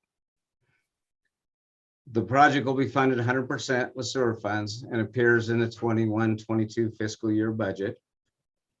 So at this time, staff would recommend to award the Bishop Sewer Trunk Replacement Project construction contract to White Rock Incorporated in the amount of $852,725. Authorize the execution of the construction contract with White Rock and authorizes expenditure in a not to exceed amount of $937,997.50, including a 10% contingency for the construction project. And again, the city will be paying the bill up front and the district will reimburse us. So that's why I'm asking for the full price of the construction project. And Dustin, one quick question about the line. So you mentioned it was going from First Street to Johnston. Was the previous one meant to be longer than that? And are the other sections of the pipe that are no longer included in the project, are they in better shape than that particular part? Yes, great questions. So before we went out to bid on this project again, the Public Works crew went out and plugged the line manhole to manhole and then videoed the entire section from Johnston Drive down. There were some small repairs that needed to be made. The crew made them. That line is actually very functional and has been replaced in the late 70s. For whatever reason, they built the original line too flat, so they had to realign that. So that line is newer and in good shape. And it's also with the project that we've done, we're at an intersecting point of inverts at Johnston Drive. So in the future, we can easily pick that line up and complete it down to the plant. Cool. Any other comments, questions? Yes, before I make a motion on this, quick question, the assistance from the Eastern, where's that? Eastern Sierra Community Services District. Is that going to be written into a contract or something? Is that part of this? So the financial contribution of the district is already basically memorialized in an email back and forth, and we set it up and they confirmed. They sent the minutes from the board meeting. So yes, we're covered on that. And we also have a great relationship now. They're not going back. They're very interested. There's some very big beneficial reasons to the district to build this as well, to be part of it, because they're nearing capacity of their plant. And so this will allow about 30% to 1/3 of their plant flow to go to us and get them back in capacity as well. Yeah, I know we've had this discussion lots of times, from Public Works to the council, and it's just a smart move, business move on both parts. It protects everybody. And I understand the construction timing component, and kudos to you, because yeah, there's little small windows in there between all the environmental stuff. But I just know that line, I know exactly where it is. The odds of it getting dinged one more time, I'm sure the cost for a sewer cleanup or some kind of environmental penalties will add up quickly if we don't get this ahead of it. So I thank you for making this a priority. You're welcome. Looking out for the city. And just not to belabor this, but I want to say that in last year when we were doing our budget, I asked my staff to put together their wish list of everything and anything that they think needed to be done in Public Works, equipment, anything to make their job easier. The number one thing on the list was replace this trunk line. It keeps us all awake at night. Do we have any public comment? There are no public comments in our public comment email, and I do not see any raised hands. Jenny, can you confirm? There are no raised hands. Jim, were you going to make a motion? Yeah, I was so going to make a motion. Ready? Go for it. I'd like to make a motion that we award the Bishop Sewer Trunk Replacement Project construction contract to White Rock Incorporated in the amount of $852,725, that we authorize the execution of the construction contract with White Rock Incorporated, and we authorize the expenditure in a not to exceed amount of $937,997.50, including 10% contingency for the construction contract. I'll second that motion. Hey, Robin, we have a motion, a second. Call for the vote. Councilmember Kong, Yes. Councilmember Garcia, Yes. Councilmember Ellis, Yes. Mayor Pro Tem Schwartz, Yes. Mayor Mahovey. Yes. Thank you. Motion passes 5-0. There, Destiny, you can tell your crew that Santa came early. I'm going to text them all right now. Thank you. Okay, next up is a resolution, proposed resolution approving the application for Rural Recreation and Tourism Program grant funds, and this is going to Community Services. Hey, Dan. Good evening once again, Mayor and Council. So before you tonight, like Stephen said, is a potential resolution for the City Council of the City of Bishop for the Rural Recreation and Tourism Program grant funds. In our background and history, the Proposition 68 was a $4 million bond measure passed in June 2018 by the California voters. The bond measure provides grant funding for improving parks, among other numerous programs. The City of Bishop is currently completing all the steps that are required for the submitting of an application in 2021-2022 round of grant funding. This resolution is required for consideration for the submission of the application. As discussed before, it is a statewide grant, project grant, which has a maximum award of $3 million per agency. The grant application will be for the renovation and expansion of the existing pool facility, front playground replacement, and slide replacement at the pool. The project concept requires public input, and which is currently being collected, and you guys may have seen it already, of our online survey, and that is being done by California Consulting Incorporated. As far as budget impacts, the grant does not require any matching funds, and our city attorney has reviewed this and find that the recommended action complies with the law. And recommendation, staff requests that council adopt the resolution of the City of Bishop, of the City Council of the City of Bishop, State of California, approving the application for Rural Recreation and Tourism Grant Program grant funds. And I'll turn it over to you, Stephen. Thank you. Cool. I guess my one question with regards to this is you mentioned that municipalities or agencies are eligible for up to $3 million in grants. How likely do you think we are to succeed in getting one of those? How competitive is this program? So the reason that we chose this grant is that we can meet every single one of their qualifications, especially when it comes to demographics. And it says it right, the name is rural tourism. So it is geared towards rural communities, which is great. And it also deals with low,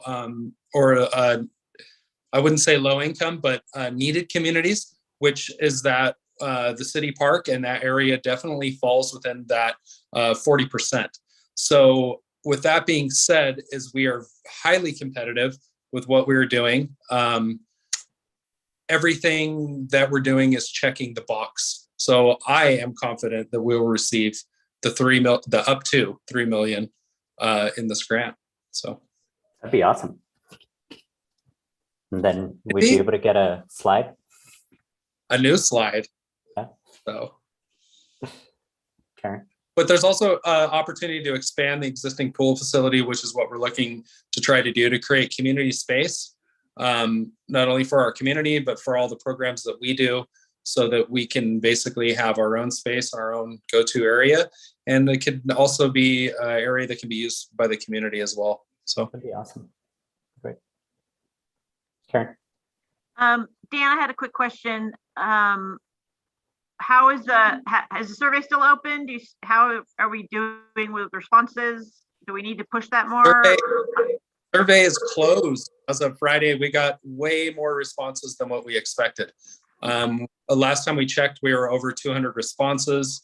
We're going to pull 40 of those from it and use those as our basis for, which is totally applicable for the grant. So we're going to pull 40 of those and use those as our public comment.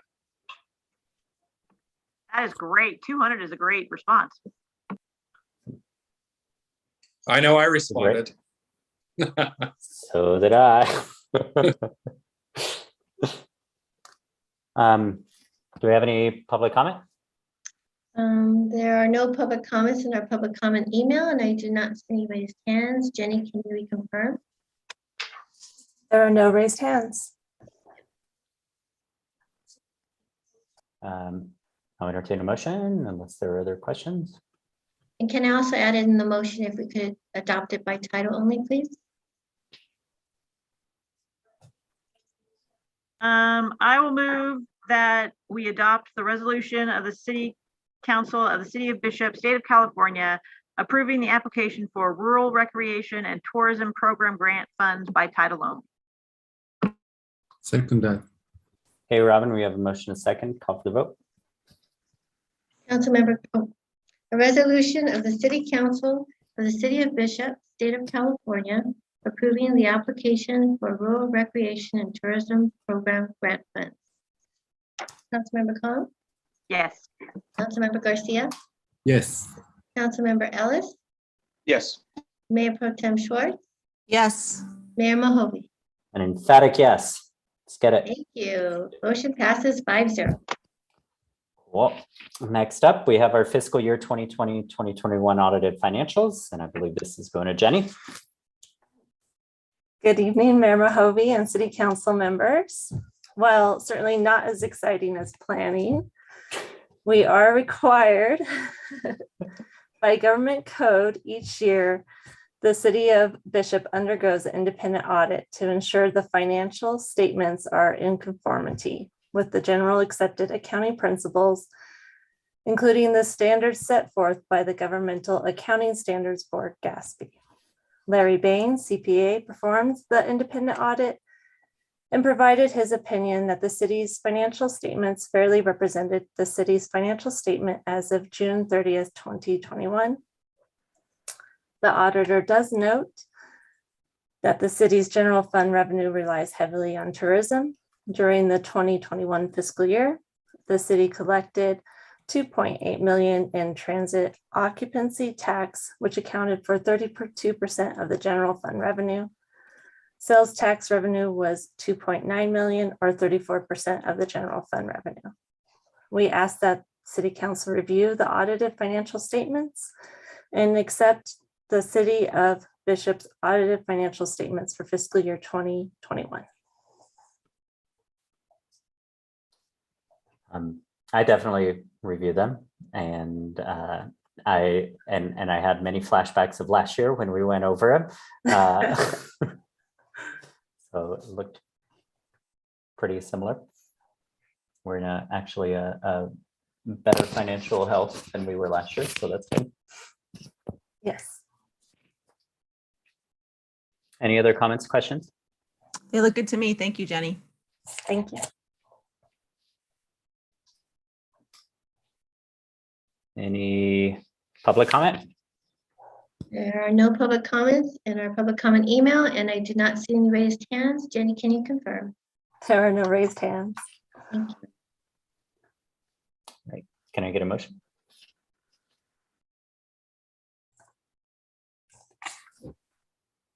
I would like to make a motion to accept the audited financial statements and accept the City of Bishop's audited financial statements for the fiscal year to 2020-21. I'll second that motion. Okay, Robin, we have a motion and a second. Call for the vote. Councilmember Khan, Yes. Councilmember Garcia, Yes. Councilmember Ellis, Yes. Mayor Pro Tem Schwartz, Yes. Mayor Mahovey. Yes. Thank you. Motion passes 5-0.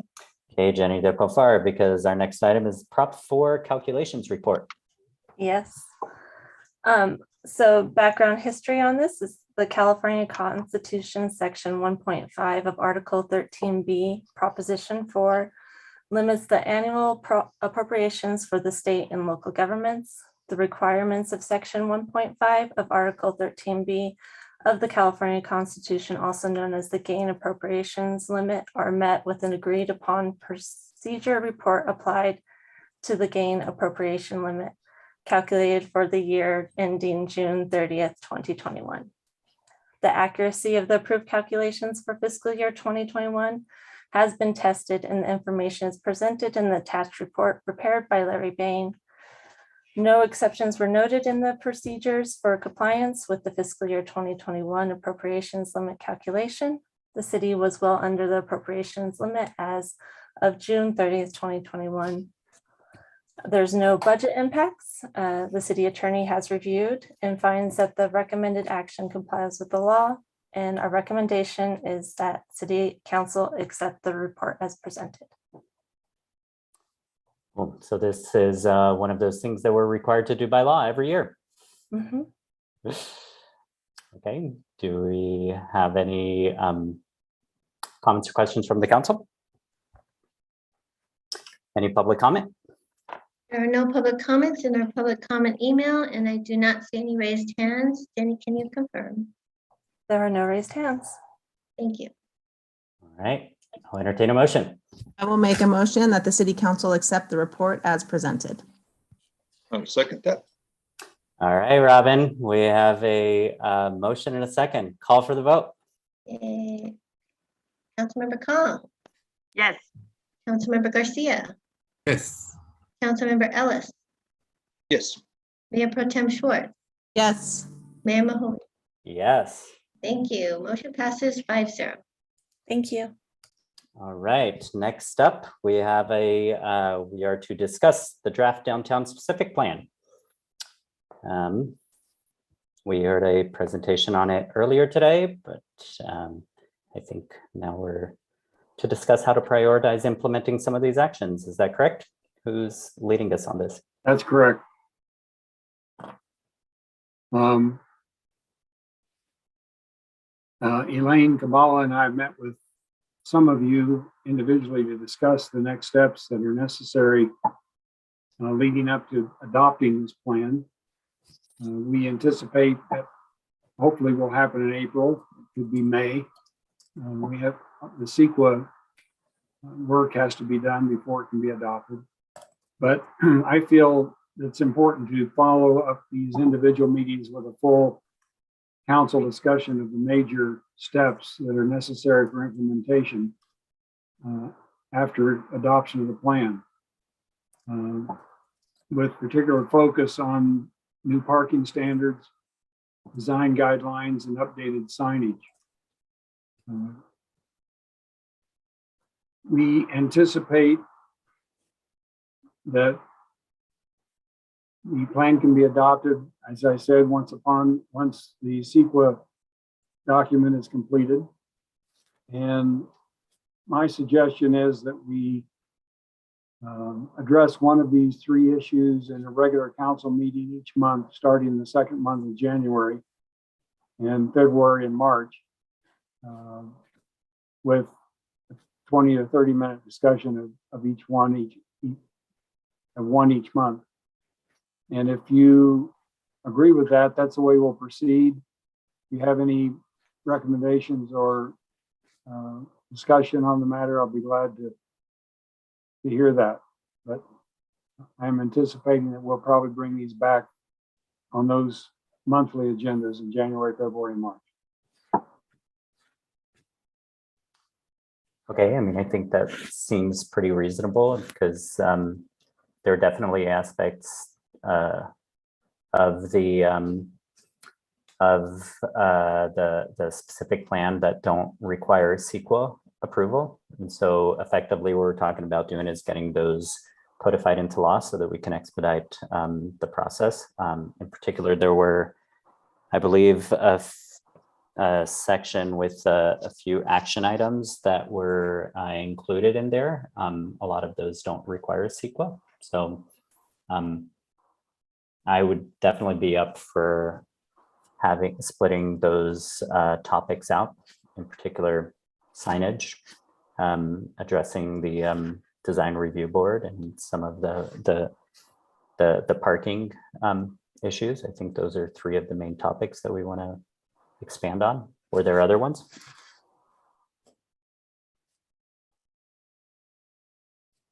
That other council members can think of? I know all these are overdue, and I think we're getting to a spot where it's time to talk about them. On the signage component and not signage, the parking component, are we going to work in the Wayfair discussion into that and try to make sure those two kind of piggyback on each other? Yes. Okay. Other than that, yeah, I'm good with it. Needs to be done. I think we, let's get it going. Thank you. Yeah, I mean, I support that. yeah, I mean, I think we have, most of us support that, and in particular, because at some point the specific plan will come for adoption, and that will be after the CEQA is completed. And I would imagine that the day that that is adopted, that we should have all of our ducks in order to be able to start implementing that. And that should involve having all of our ordinances that we can do ahead of time and everything ready. So I support Good. that idea of having the discussion split out in the coming year. Thank you. We'll proceed in that direction. So are we going to do one of these discussions and a strategic planning meeting in January? Is that, we'll have 2 special meetings, and or we'll just do it at a city council meeting, right? It won't be a special meeting. Never Right. mind.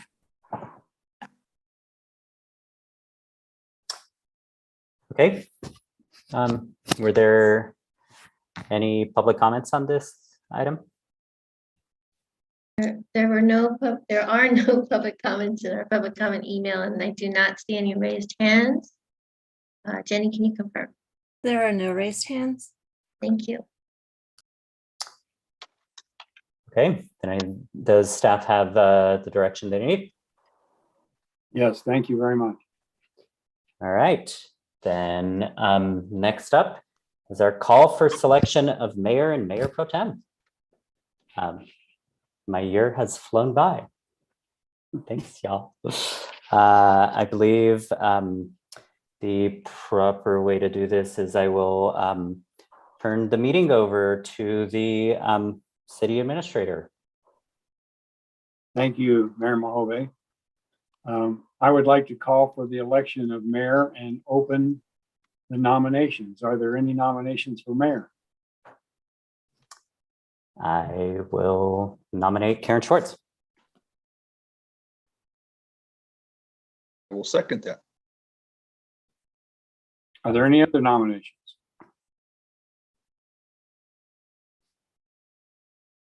Are there any public comments? There are no public comments in our public comment email, and I do not see any raised hands. Jenny, can you confirm? There are no raised hands. If there are no further public comments or further nominations, we have a motion. And to close the if you'll- nomination. Sorry. if you'll call the roll, please. Okay, I need a motion to close the nominations. I will make a motion to close the nominations. I'll second that one too. Thank you. Councilmember Kong, Yes. Councilmember Garcia, Yes. Councilmember Ellis, Yes. Mayor Pro Tem Schwartz, Yes. Mayor Mahoney. Yes. Thank you. Motion passes 5-0. Thank you. So we have a motion and a second to elect Karen Schwartz as mayor. Will you please call the roll, Robin? May I have a motion to elect? I will make a Schwartz as motion mayor? to elect. Okay, so I've nominated Karen, and then I've made a motion to close the nomination period, and now I will make a motion to elect Karen Schwartz as mayor of the city of Bishop. Jim, would you like to second that? Again? No? Okay, I'll second that. I'm out of seconds. I'll call for the vote now. Councilmember Kong, Yes. Councilmember Garcia, Yes. Councilmember Ellis, Yes. Mayor Pro Tem Schwartz, Yes. Mayor Mahoney. Yes. Thank you. Motion passes 5-0. Congratulations, Mayor Schwartz. Thank you. Can I make a comment? I've done about 11 of these now, I believe. This is my 10th or 11th one of these. They've never gone right. So this is always fun.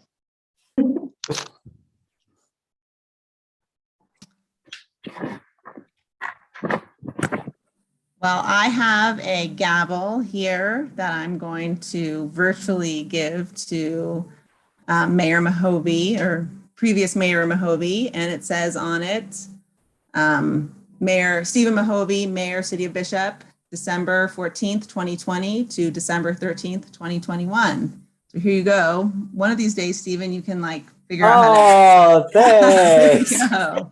Bam. Right. It's the Nice Zoom job. hologram. Thanks.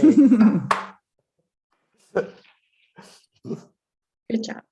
Thanks. You go through an amazing job, Karen. Thank you for your service, Stephen. My pleasure.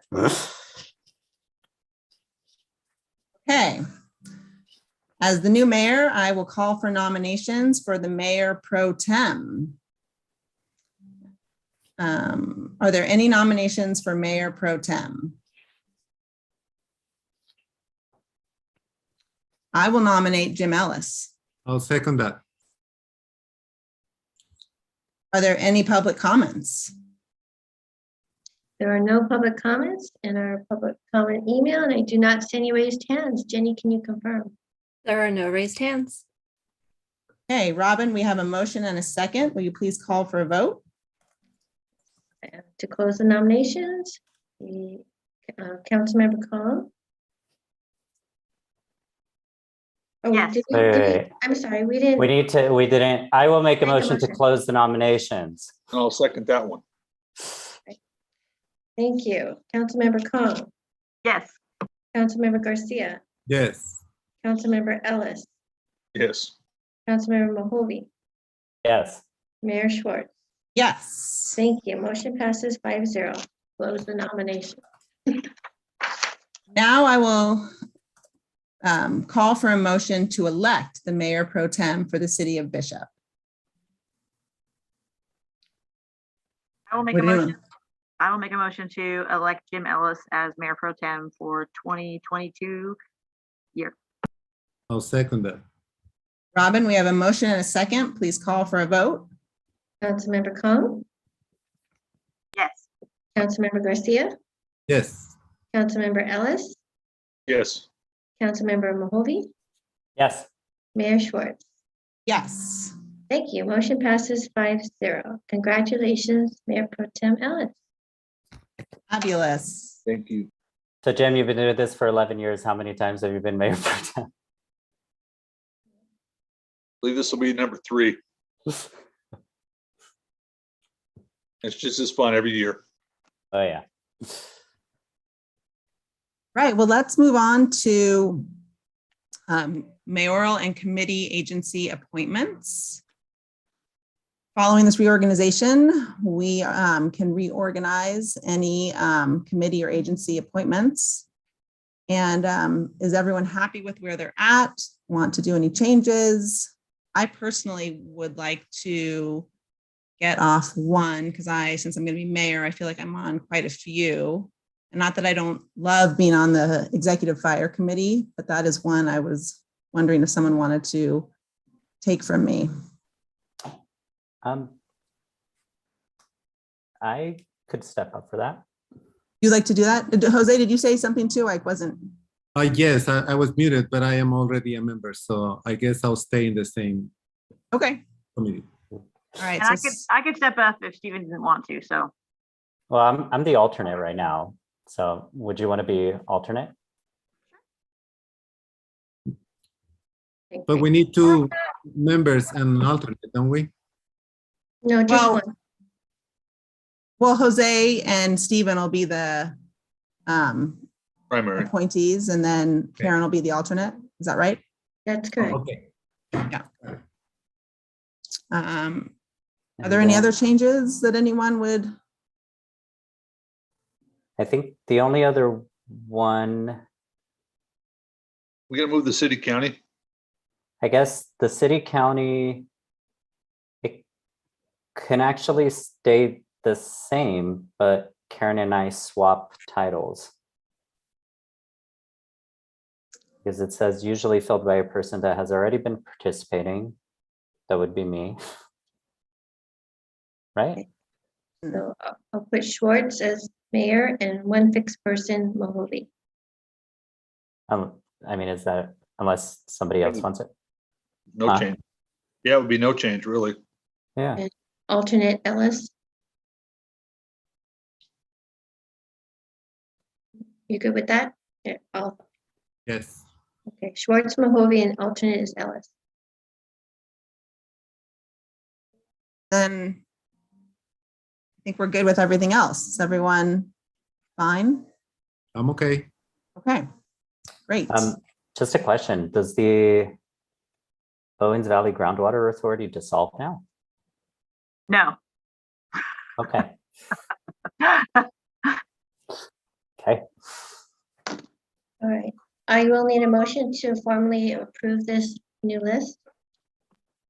Okay, I'll make a motion to formally approve the new list. Jose, get it. I'll second that. Great. We have a motion and a second. Call for a vote. Councilmember Kong, Yes. Councilmember Garcia, Yes. Councilmember Mahovey, Yes. Mayor Pro Tem Ellis, Yes. Mayor Schwartz. Yes. Thank you. Motion passes 5-0. Right, moving on to future agenda items.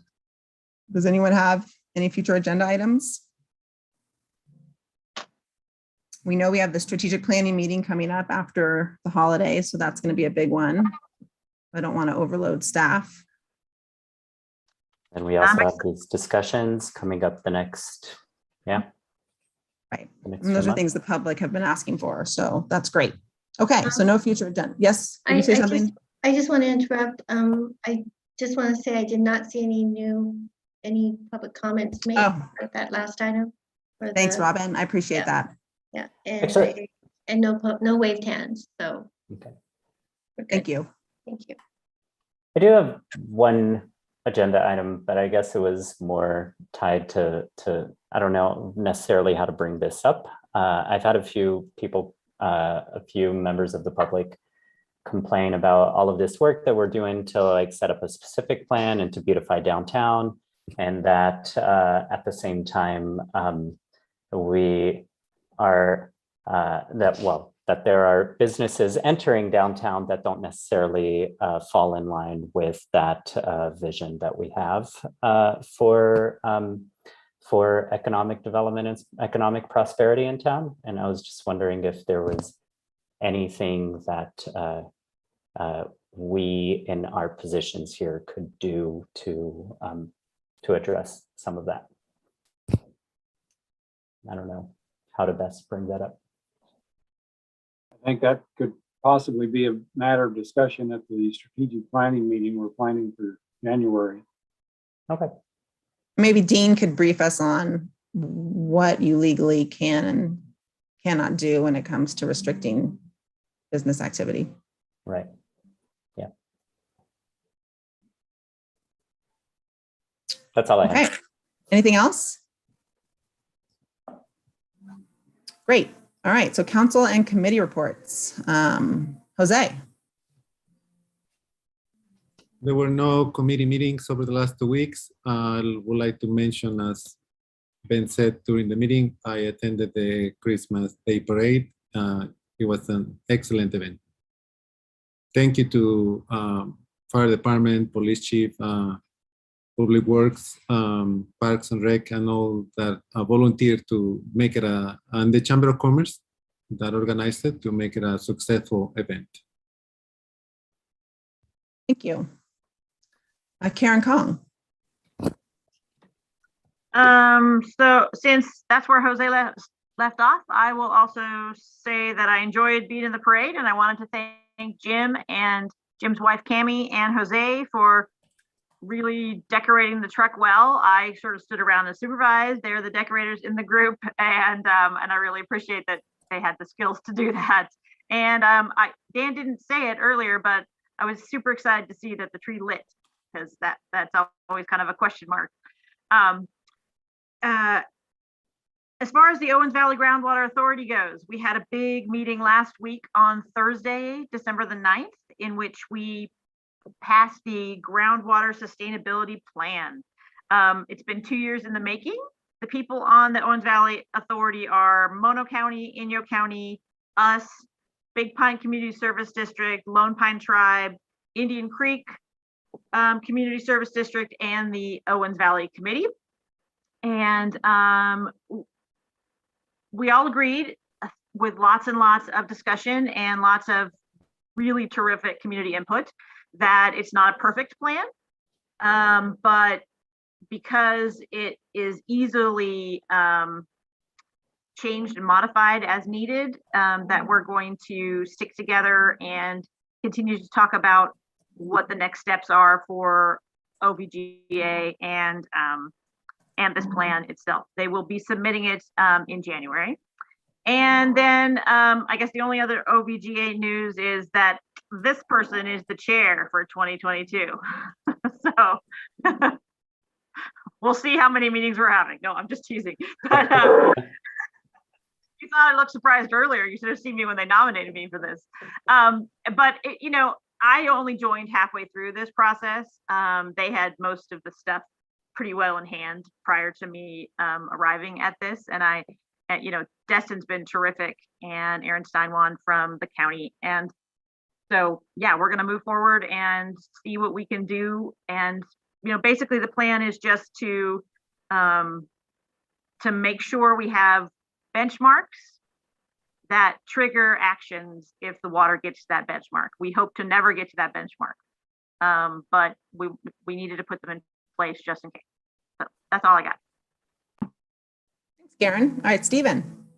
There were no committee meetings that that happened in the last few weeks, and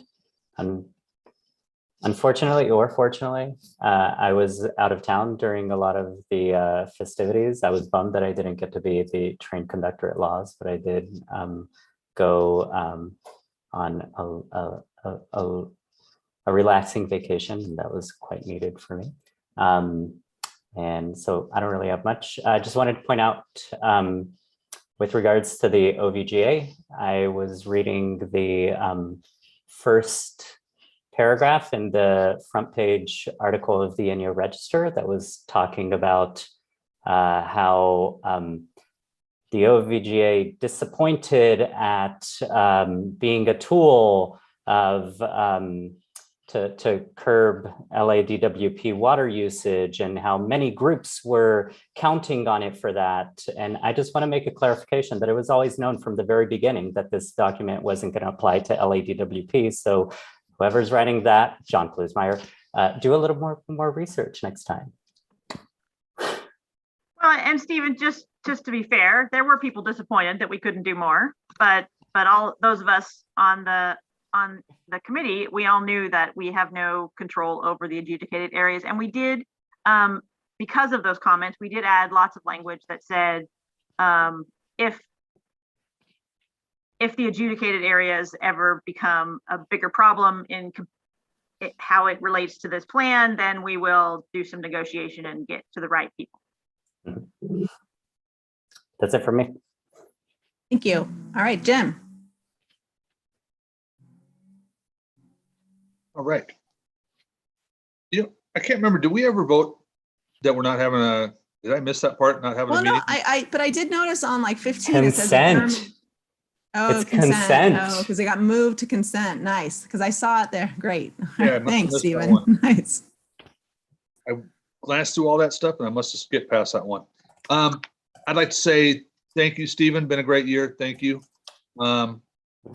Yeah, we did the parade, and Karen and Jose and my wife Cami, we went crazy on my truck, had a great time. Could not ask for better weather during that parade. And even afterwards, the tree lighting, we've all been there years when it's freezing and snowing and the tree blows over and doesn't light. It was just a beautiful night. Couldn't ask for the community to have a better night. A lot of people out. And so I'd like to thank everyone also involved in that. Just went off without a hitch. Great presentation, great floats, and it's making a place in Bishop. I did a kids' night out last Saturday, and there is me. I'm sharing a picture with you guys. I took one for the team. Normally I go and read 'Twas the Night Before Christmas. I did the Grinch outfit and painted myself green. Had a great time with the kids. So I want to thank Brittany for putting that together, and Carrie from City. There were a ton of kids there, had great food from Rolling Chef, And so just a great community event. Good to see it. Good to see the community come together. Other than that, I spent all weekend with my granddaughter. It was amazing. And I'm going to leave the SCOG component of this to Karen. Just heads up, City of Bishop, we have a lot on SCOG plate right now, and Bishop's in little parts of it. But from a strategic standpoint, the SCOG's doing an amazing job and coming together with a lot of entities with a regional focus that is, it's going to benefit everybody. So just 2022 is going to be a crazy SCOG year. So with that, Karen, congratulations. And here we go. I attended ESTA, and ESTA was fairly straightforward. One, they're struggling to recruit drivers. So if anyone wants a job, ESTA is hiring. And unfortunately, they are stopping the Bishop Creek shuttle. So that is not going to be one of their routes for this summer. With the SCOG, one of the things we discussed, which is what Mr. Phillips had mentioned, is doing a comprehensive economic strategy regionally, a CEDS, so we can all apply for more funding. And then a major discussion among us was the big grant that we received for the Eastern Sierra Pace and Accelerator project. We approved a agreement with the Forest Service. We approved a project manager, which is the White Bark Institute, to manage the project. And we also approved a loan agreement from the RCRC, which is the Rural County, what is that acronym? Rural County, it doesn't matter. But anyway, there's a loan fund to help balance the cash flow for this big project, because it's going to have a lot of cash outlay. So those were the major discussions. And then I'm really looking forward. What's that? Representatives. Oh, thank you. Thank you. I'm looking forward to the strategic planning meeting in January. I know all the department heads have been working hard, collaborating with Mr. Phillips, and I know our constituents are eager to see how we are going to move forward. So thanks, Mr. Phillips, for getting that on the calendar. Other than that, we will be having in January a presentation from John Wentworth from the Sierra SRTI, where they were funded a buttermilk infrastructure project. So they'll come and give us a presentation, because that directly impacts a lot of the Bishop visitors, which is great. So with that, I will adjourn this meeting to Monday, January 10th, 2022 at 6 p.m. Have a wonderful holiday, everyone. Enjoy time with your friends and family, and drink eggnog, and we'll see you in January. Thank you, Russell. Good night. Thank you for an efficient meeting. You guys covered a lot of ground tonight. Happy New Year. Happy New Year. Happy holidays. Happy holidays. Bye now.